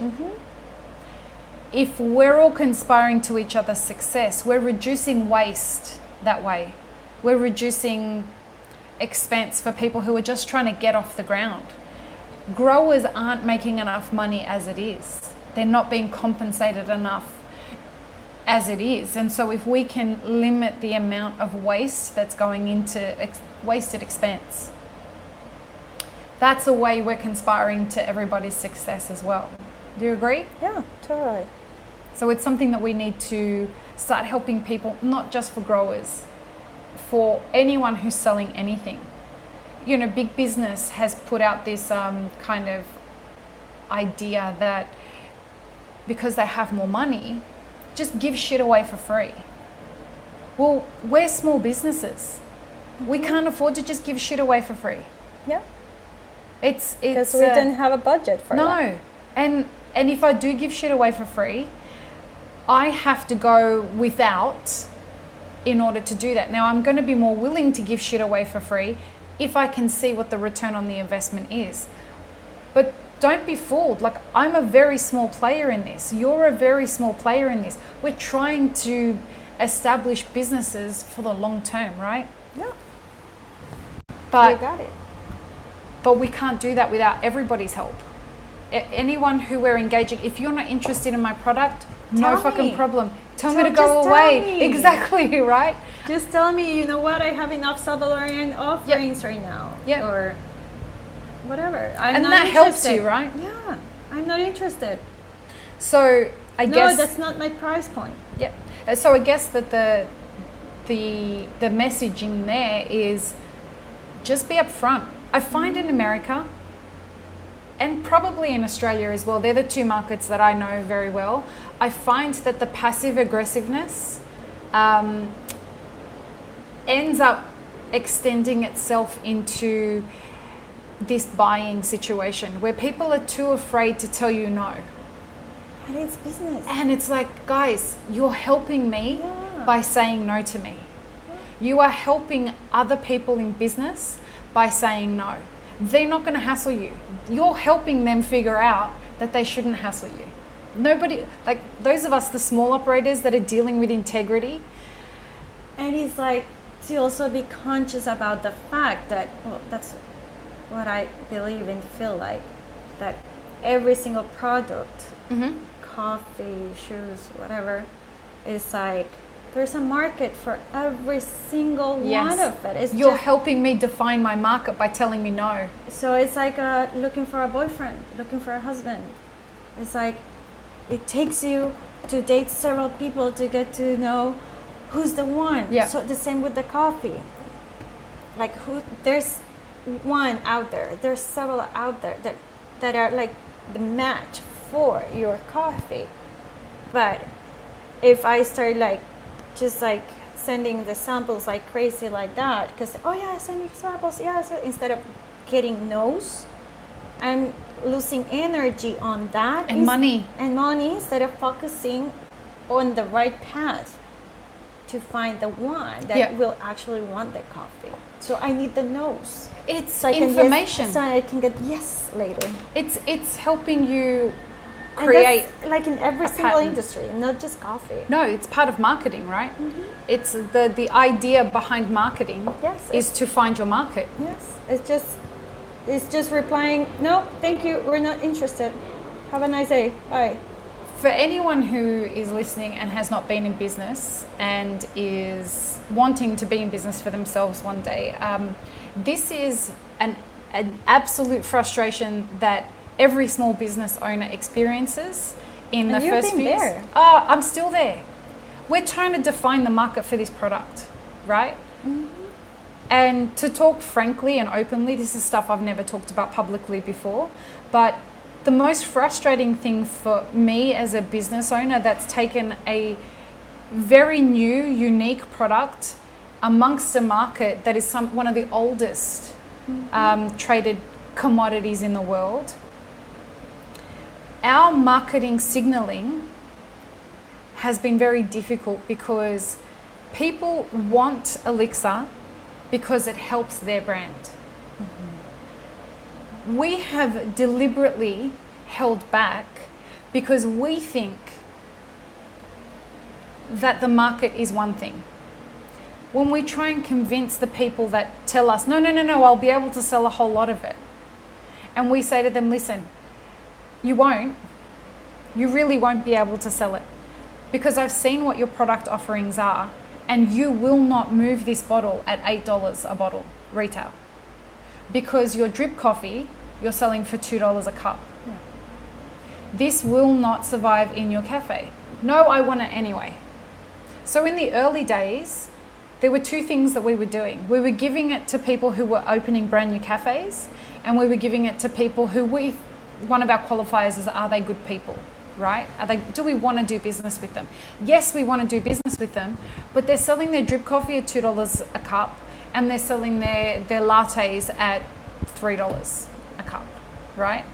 That's not going to be a market that Elixir is going to move in. A new cafe is not a market that Elixir is going to move in. So we had an onslaught, and we continue to get it. People saying to us, I want Elixir, I'm opening a new cafe. I need you to establish yourself as a local hero, because the way that Elixir moves is by you saying, you have to try this product. That's the only way Elixir moves, because you can't describe it. You've been drinking it a while now. It's so difficult to describe what it is, right? It's so unique. So, and that's the other thing. How do you market a product to people where you can't define what it tastes like? And so when we say to people, and it's on the front of the bottle, it looks like whiskey, it feels like tea, it's made from coffee and unlike anything you've ever had before, right? People say to us, that doesn't tell me anything. I said, it will after you taste it. They taste it and they're like, that's the perfect way to describe it, because it doesn't taste like anything I've ever had before. Yeah. But how do you tell people that is why you should try this product? Because it's not like anything you've ever tasted before. That still doesn't tell me if I'm going to like it or not. And if I'm going to drop $8 a bottle, $10 in Australia, because we have to ship it from here. Yeah. So if you're going to drop $8 a bottle on something like that, you want to know before you're going to do it that you're going to fucking well like it. So us finding our market has been so difficult, and it's a part of the reason why we hold back so much from giving it to so many people, because the last thing we want is for you to buy a few cases of Elixir. It has a month shelf life on it, and it just sits there. It doesn't move. Right, and it's also brand building. Right. It's not just sales. Not just that. Look, so we're in the early days. They have to associate Elixir with the right brand. Exactly. Because they need to not push you down. Right. And that all plays a part in it. Eat more popcorn. But that's all a part of it. You know, we're positioning Elixir as an affordable luxury item. Mm-hmm. It is the very first bougie coffee. You know, it is the coffee that people drink when they want to feel special. It's very good. And so our new marketing direction that we're taking it in is that it's a designer coffee. And so, you know, and at $8, $1 an ounce you're paying for it retail plus tax. Mm-hmm. It is a designer coffee. It's a luxury that you can afford every now and then if you're an average wage earner in America. But if you are on the average wage, it's not something that you're going to drink every single day. But there are other coffee alternatives that you can do that for. We don't want this to be that. We want it to be something that you feel special when you're drinking Elixir. It's like champagne. Yeah, it is that. And we are unapologetic about that, because nobody occupies that market. No, actually not. No, we're the only ones. Well, some coffees, but But it's every now and then. Yeah, but it's another category, let's say, because this is a total different category that And- you're yeah. in. And the thing is, like, a cafe may get a Gesher in. It may get a lot 239 in. It may get something like that in. But it's not consistent. It's not like they only have bougie coffees in there, whereas we are consistently that brand. We're that brand that you're going to be able down the track to get in Louis Vuitton, or that's what they're going to serve it. They'll serve Elixir to you in Louis Vuitton. They'll serve it to you at a Bugatti dealership. That's where we're positioning us. But in order to do that, the cost of doing that business is very expensive to us. Of course. So again, going back to that whole idea, this is me as a very small time player in this, trying to establish something that we're projecting 10 years down the track will be a highly lucrative business. But the amount of work that it takes to establish that, especially as there's nobody that's come before me with a product like this, Yeah. it's fucking exhausting and terrifying. I'm scared every single day with this business. I don't know if I'm making... You're doing it. And that's it. Like, and I never know if I'm doing the right thing or the wrong thing, or is this going to pay off?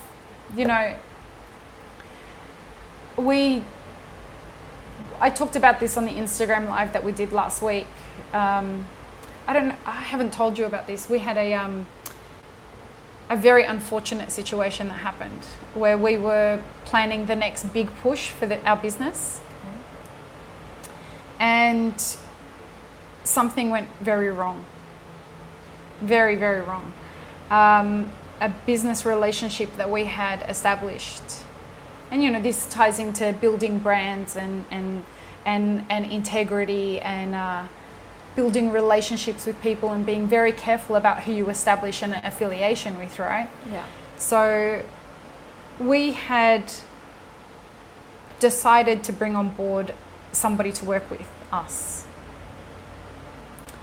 And this person was going to be integral in this business, was going to be integral in helping me achieve the goals that I had set for the next 5 years.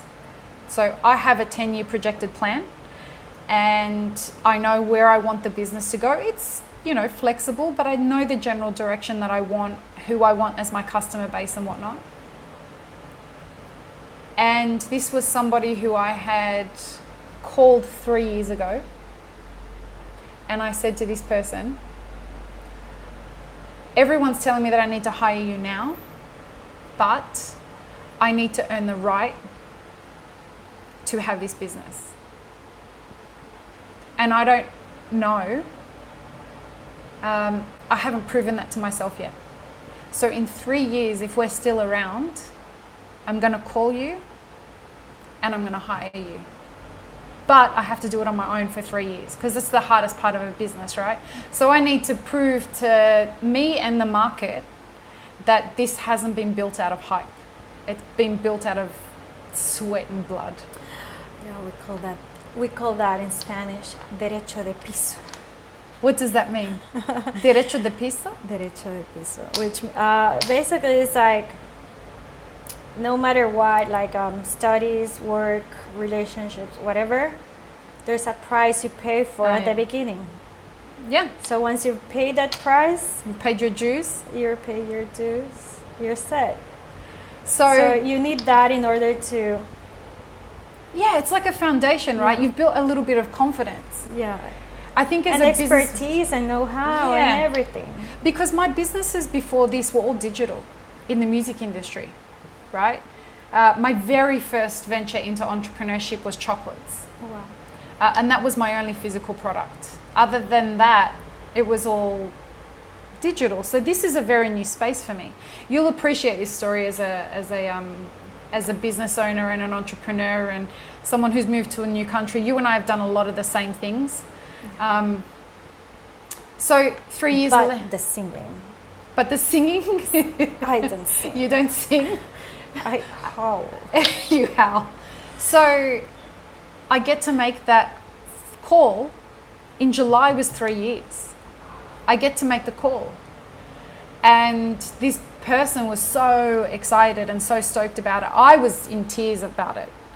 And I celebrate everything with a cigar. And this was worthy of celebrating with a cigar. So we decide that we're going to move ahead, sign contracts, and it's going to start as of the 1st of August. I get an email saying that, and I'm shocked I'm talking about this publicly actually, but it needs to be spoken about.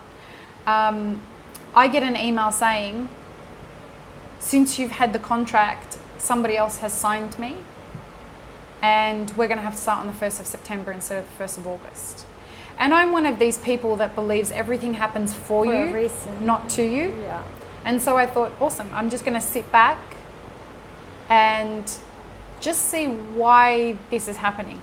And I believe like everything is conspiring to my success. My history in the business world has shown me enough that I trust that.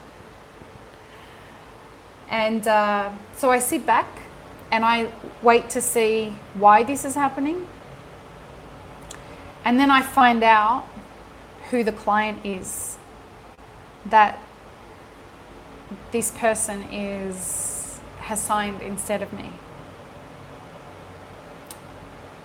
And I'm not going to name names, but it is a client that I would be disgusted to be associated with.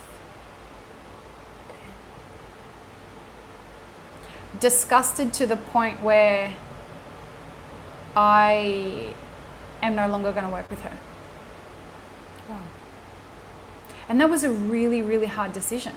And I found out through Instagram. I found out through Instagram that this was the business that this person was going to be working with. I contacted this person and asked, are you working with these people? And this person said, yes, but it's all going to be fine. And I'm like, you know what, even if in some way I could, like I'm hiring you for Elixir, and even if in some way I could get my head around it, that I could still work with you and it wouldn't affect Elixir, it will ruin Map It Forward.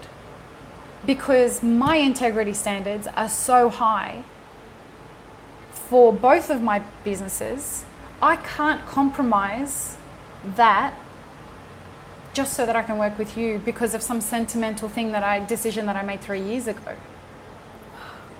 And I need a couple of days because I'm really torn about this. I really, really want to work with you, but I can't be associated with them. And so I sought counsel from the 3 people who I always ask stuff from. And they're like, I can't believe you're even thinking about doing this. I'm like, I'm not thinking about it. I just really want to understand the real reason why I'm not doing this. And, you know, I took a week to think about it. And I haven't even called this person and told them we're not moving ahead. That meeting's happening on Monday. But it has affected the direction that this business is going to go in. Wow. And it's a really interesting headspace for me to be in. And look, when I say everything happens for you, not to you, it's worked out really great. Because after the conversations that I've had with the 3 people, I call them my little board, and they don't know about each other, the 3 people. But in having the conversations with them, I walked away from those discussions and thought, well, if I don't want to hire another person like that because I've lost trust, what else can I do? And this is a gift and a half to an entrepreneur. When something like this happens, you know this, when something goes wrong in air quotes, you look for the opportunity of what it's trying to show you and come up with a different solution, right? And so I was able to find that. And as soon as I found it, I kicked into the next gear and found a way that we can execute on what the long-term plan is of the business, but using a different strategy. Which is good. It's fantastic. I'm terrified because I've never done it before and nobody in the coffee world is doing it. And so this strategy has me a little shaky. It's going to be less expensive for me, which is great. Good. But that's not the only currency that operates here, right? So it might go wrong. But I knew that the other thing, it might not, but I knew the old strategy was going to be 100% successful. I knew that. I doubt that. Well, at least 90%. The universe is conspiring. Right. On the right way for you. Right. So it would have been financially successful to do that. But again, but something would have fallen down. Absolutely. Which is why and I have this belief, if you sit back and listen, not just to the things that are being said to you, like listen to the interactions and the engagements that are happening around you, how people are engaging with each other. Like understand the way that people around you in your supply chain are doing business. And I feel like that tells you so much information that you need that you wouldn't normally get if you didn't know how to listen, right? And I found this out purely because that this person tagged the company in a post. And it was shocking to me. I bet. One day this story will come out and the names will be released and whatnot. But it is probably the most hated company in the specialty coffee world right now. Okay. And Map It Forward wouldn't have survived as a business if I had an association with them. And it really interesting. Like for me, I'm fascinated by how this case study will play out in the history of both of my businesses, Elixir and Map It Forward. And will I have made the right decision? And am I fucking terrified? More terrified than I've ever been. Welcome to the club. I know, right? Every person that I ever want to be associated with in business is equally as terrified as me in doing business. I think it's the challenge. That's what keeps us moving and excited. It's the challenge we need. Yeah.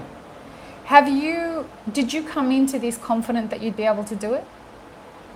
What, the coffee? Yeah. Just be careful blocking your microphone so that it can hear. A part of me, yes. But a bigger part of me, no. Were you terrified? Of course.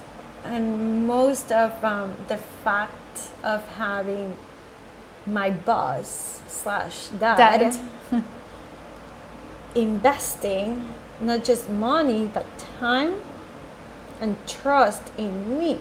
Mm-hmm. So I needed to prove him that I was right, and I enjoyed doing that. You enjoyed the challenge of that?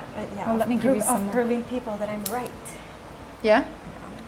We're 3 bottles. We're about to open the 3rd bottle of Elixir. Oh my God. Don't worry, we've got dinner to go to after this, so we're good. We're going to Kindred for dinner. Okay. Which will be great. I wanted to ask you about from the notes that I have written down here. I want to talk to you about defects in growing and with regards to the supply chain, but particularly we spoke earlier about the rust that was hit in El Salvador. Still is. So I've heard from people that it was devastating. It was devastating. Tell me about what that was like. Well, the leaf rust is a plague. Think of a sunflower, okay. The pollen of a sunflower or whichever flower. Yeah. See that is dust. Okay. Orange dust. The roya is like that. The rust is like that. Is it a bacteria? So it's a fungus. It's a fungus. Okay. So obviously it's in the system of the plant. And it does it come from the dirt or does it come from the seed? It's out there. It's in the atmosphere. The ambience. Okay. So the way it works is like it gets in the system of the plant, and there's a moment on which the leaves, you start seeing them completely the bottom part of the leaf, bottom part underneath of the leaf underneath. You can see like as if it's all orange, as if it were the pollen of the flowers. So it looks like rust. So that's why it is called like that. Okay. So that, but when you get to see the orange It's too on late. the bottom of the leaves, it means that the plague is it's getting out of the system of the plant, because Okay. now it's in the bottom of the leaves, and it starts spreading The wind picks it up, by the wind, insects, people brushing going- up against it. Yes. So it spreads easily. So by that point, it's mobile. And yes, and what happens too is that the moment the leaf is completely covered, so the defensive mechanism of the plant is to drop the leaves, Oh. so they can start regenerating new leaves. Mm-hmm. But if a plant drops the leaves, and you have just like the stem, the trunk, how is It's not going to flower. how it's gonna survive? Because the leaves are the lungs Energy. It's of the plant. it's capturing the oxygen. So if and there are no leaves, there's no production. If there's production on the tree, it's gonna die. There's no way to get more nutrients or whatever. It's forget it. Bye. So we have that, and there's another fungus called anthragnosis. What is it in English? Anthragnosis. And that's the one that no one talks about too. Yeah, I've never heard of that term before. So the anthragnosis, it equals to a cancer. Wow. It's even worse than the roya, because the roya you can like somehow deal with it if you learn how to deal with it. But the other one, if you're not quick enough, the plant completely dies. So the way you see it is like you have the branches, and the tip of the branches starts getting black, and it starts drying. And if there's coffee cherries on that branch, the coffee cherries start drying and becoming black. And then it continues advancing, and everything starts like drying and becoming black and black and black until it dies. Wow. So we had those two diseases, plagues. In El Salvador? Or just at Well, it was Latin America, not just All El of Latin Salvador, America. all of Latin America. Do you know where it started? I'm sorry? Do you know where it started? Where did they notice it happening more? It was general. It just went by like so quick. We didn't have a time to react nor nothing. We didn't know anything about it. We didn't know how to deal with it. We didn't know what to apply to stop This was it. 2013? Yeah. So it was about like putting this and putting this other thing and just trying to see what would it work. So it's part of what we have been dealing the past years. So once both of those, so not the roya, the other one, Anthragnosis. anthragnosis,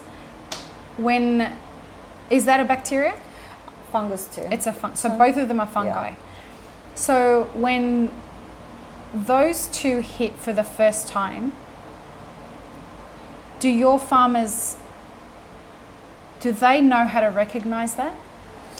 Like we knew something, like we knew what it was. You knew, so you had heard of it before, especially the roya. Yeah, but it's not something that was common in our regions, in our country.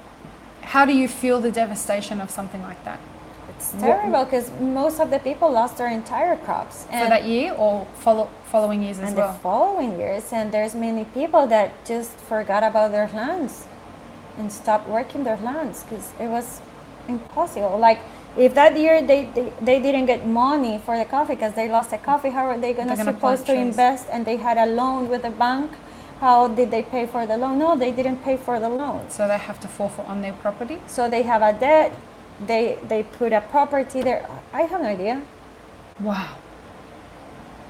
So many people lost their business back then, and there's people that have been struggling trying to like renovate the entire farms or just plots of the farms, but with no money. How are they supposed to do it?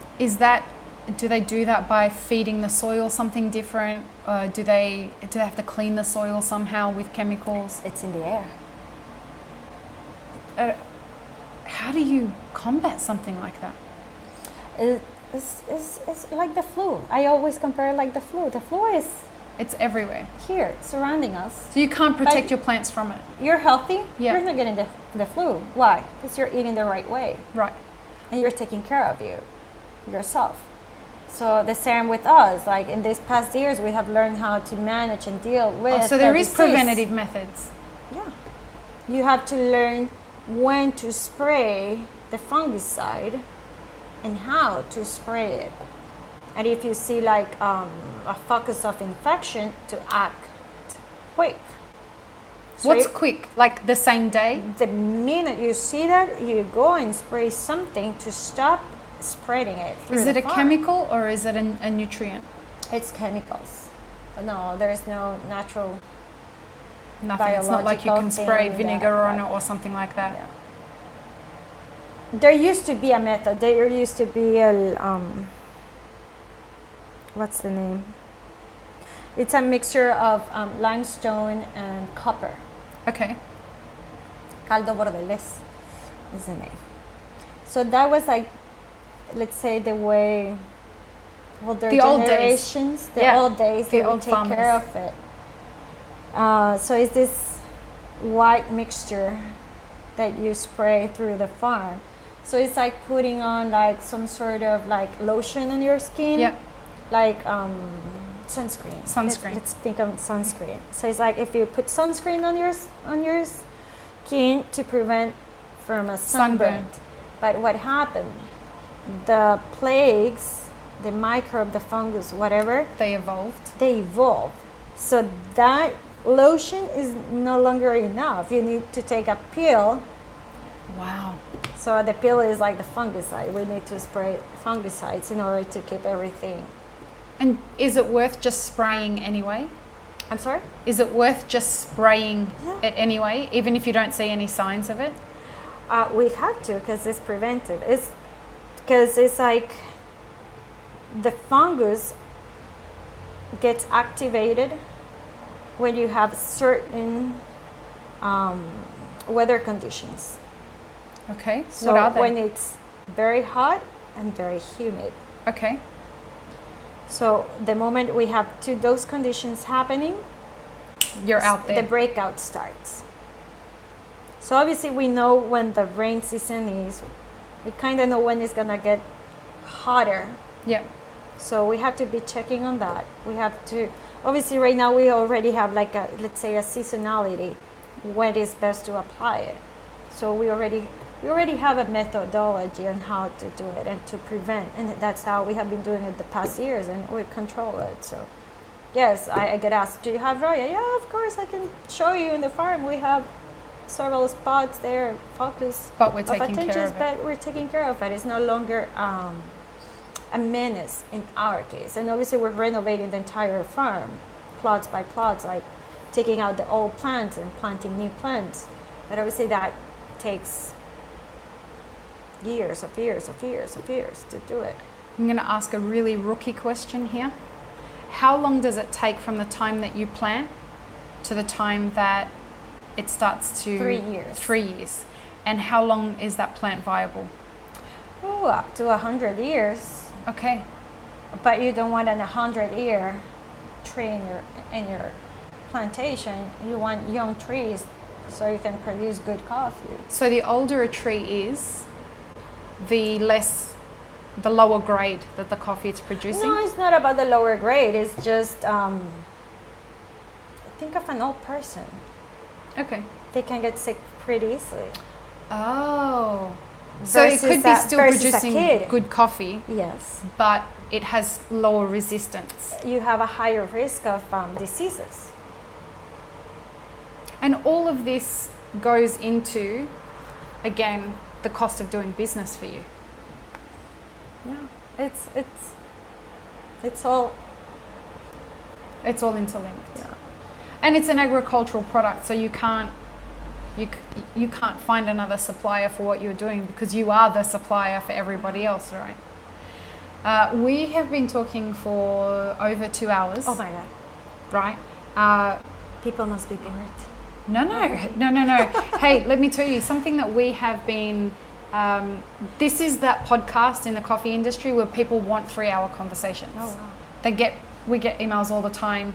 Thank you for giving us a long conversation where we can actually get to know more about the person. And because it's just a conversation, it's not like an interview or anything like that. People maybe take a couple of days to listen to an episode, but they love that. Wow. Yeah, really, really enjoying it. But you and I have dinner to go to. I wanted to ask you where you see, just to kind of tie everything up, where do you see is the place, if you had to pick one thing for people at the front end, like I guess in the West of the specialty coffee industry, if there was one or two things that they could do to help the supply chain at the beginning, what would you recommend that we can start doing to help? Well, one, what I told you, what I call sustainability. Yeah. You always hear the word sustainability, but referring to the environment. Yeah, but that's not what it is But here. that's not the way. So for sustainability, meaning if you find a coffee that works for you, that you like, engage with that coffee, with that farm, with that grower, with that exporter. How do they do that? Like, buy it every single year. If you're not getting it directly, Yeah. but the importer, Which you should, right? You should be trying to find a way to get it direct if you can. if you can, if you're interested, it's fine. If you don't want to, like you don't want to, if you don't want to be dealing with it, it's fine. Buy Yeah. it, get it from the importer. Yep. But most probably the importer is going to be importing it every year if it's a good coffee. So buy it every single year. Try to, like if this year you bought 1 bag, maybe next year you can buy 2 bags. That's the best way to help a coffee grower, is to have a constant client every year and every year and every year. And support them. That's the way to support them. It's not, That's sustainability. yes. Right? That's it's how not, we. it's not yeah. giving free money. I'm not asking for free money. No, you want to have a business that lasts. I just want to be working with the same people year after year and after year, helping each other in a It's win-win stability. Yes, win-win situations on which if they tell me you messed up on this, tell me so I can improve that, Yeah. so I can make it better next year. We talk a lot about communication in Map It Forward, Yeah. because I think that it's something that we don't do well enough as an industry. But I believe, in my heart, I believe that coffee people really want to be better communicators, and they just don't necessarily know how to do that. So if somebody wanted to start a conversation with you, and they've been buying your coffee or they tasted your coffee, how do they get in contact with you? Like, you want to hear about it, right? Instagram, Yeah. Facebook, Anny, ANNY _Ruth. and email. What's your email something. address? Anny_Ruth@me.com. And that's Anny, ANNY _RUTH Yeah. at Me.com. me.com. So it's Or through your website. through the Loma La LomaLaGloria.com. It's like, How it's much? so easy nowadays. How much does it mean to you to get an email from someone that says, "I had your coffee and it was amazing. I just wanted you to know I that." get those emails quite often, and it's What is- amazing. Yeah, that's It's amazing. it means something to you, right? Yeah. It is. It's a total different story. It is like, even not if for the coffee itself. Like last year, I had the chance of getting a DM in Instagram from a girl in France Mm-hmm. that somehow she got to see pictures of me from my Instagram. Just from my throwing Instagram fucking account popcorn everywhere. Sorry. of the bags. You have the best bags in the industry. So she connects with me and she's like, "I love your bags. Do you sell them?" I'm like, "No, I'm sorry. It's just I have them made to export coffee, and I believe I don't have bags left. And she's like, well, if you could sell me some, I like some, because she upcycles the bags and makes handbags. I remember you telling me about this Of the once. burlap bags. So I'm like, I start going through her Instagram, and I'm like, ooh, cool bags. So I reply and say, okay, let's work a deal. I have 3 bags, so I can ship the bags to you, but obviously that's very expensive. Right. So let's do some. I'm not gonna charge you for the burlap bags, but you send me bags. You sent me back a handbag. So she sent me 2 handbags. She got to keep one for herself and she sent 2 for you. So yes. That's fantastic. So she sent me the bags. One, I sent it to New York. Had it sent to New York to the girl that did the designs, the drawings. That happens to be a high school classmate of mine. Wow. And the other one, I got it and I gave it to my mom. So my mom has it. That's awesome. And this year I have to send her burlap bags, but I don't have here, so I have to wait for some grocer to empty some and ask some of the bags so I can send her some of the new crop bags, because she's like, oh, I want You got to some. get those wedding ones And done. I bet once she sees the wedding blend ones, that's she's gonna be exactly. like, I want that one too. And for anyone who's listening and doesn't know what we're talking about, you've got to go and check out the bags, the coffee bags that they have for Loma La Gloria. Yeah, it was today's post. Just check it out on Instagram. It's Annie has had herself and her 2 huskies made into caricatures that are And husband now put on the bags. But before there was a husband, it was you and the huskies put on the bags every year with a different crop, and it's an artist that does them, and it's awesome. It gives the brand a whole new personality. And if you go to the website lomalagloria.com, you can see that is a part of the brand. You can see that it's a part of all the imaging. That's definitely your marketing background coming out there. And I mean, if anyone's looking for how to launch a roasting brand, take it from a person who's selling green coffee. It's just really well done. Congratulations on that. Thank you. Yours is a brand that I tell people to check out whenever they're trying to figure out, how do I make my brand personal? I'm like, go and check that out. Because it really is. It's your story on the bags, done in pictures. Yes. Which is Basically really cool. is what I wanted. So, is there any other way that people can support? Okay, the other way. Let's say you're not a roaster, let's say you're a barista. From a barista. Well, if they find a good coffee to represent the coffee in a competition, perhaps. That's a great idea. So the name of the coffee, the farm, the farmer can be put out there. A lot of people are doing that now, but they tend to be buying, and this is something that I have a bit of a problem with, that people are, every time somebody uses the Simeona Bay, have you heard of this coffee? It's from 90 plus.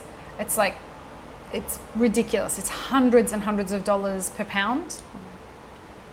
Every time someone uses it in a competition, they either win or come second place. By just naming it. Well, because this is such a hard coffee to get your hands on. Okay.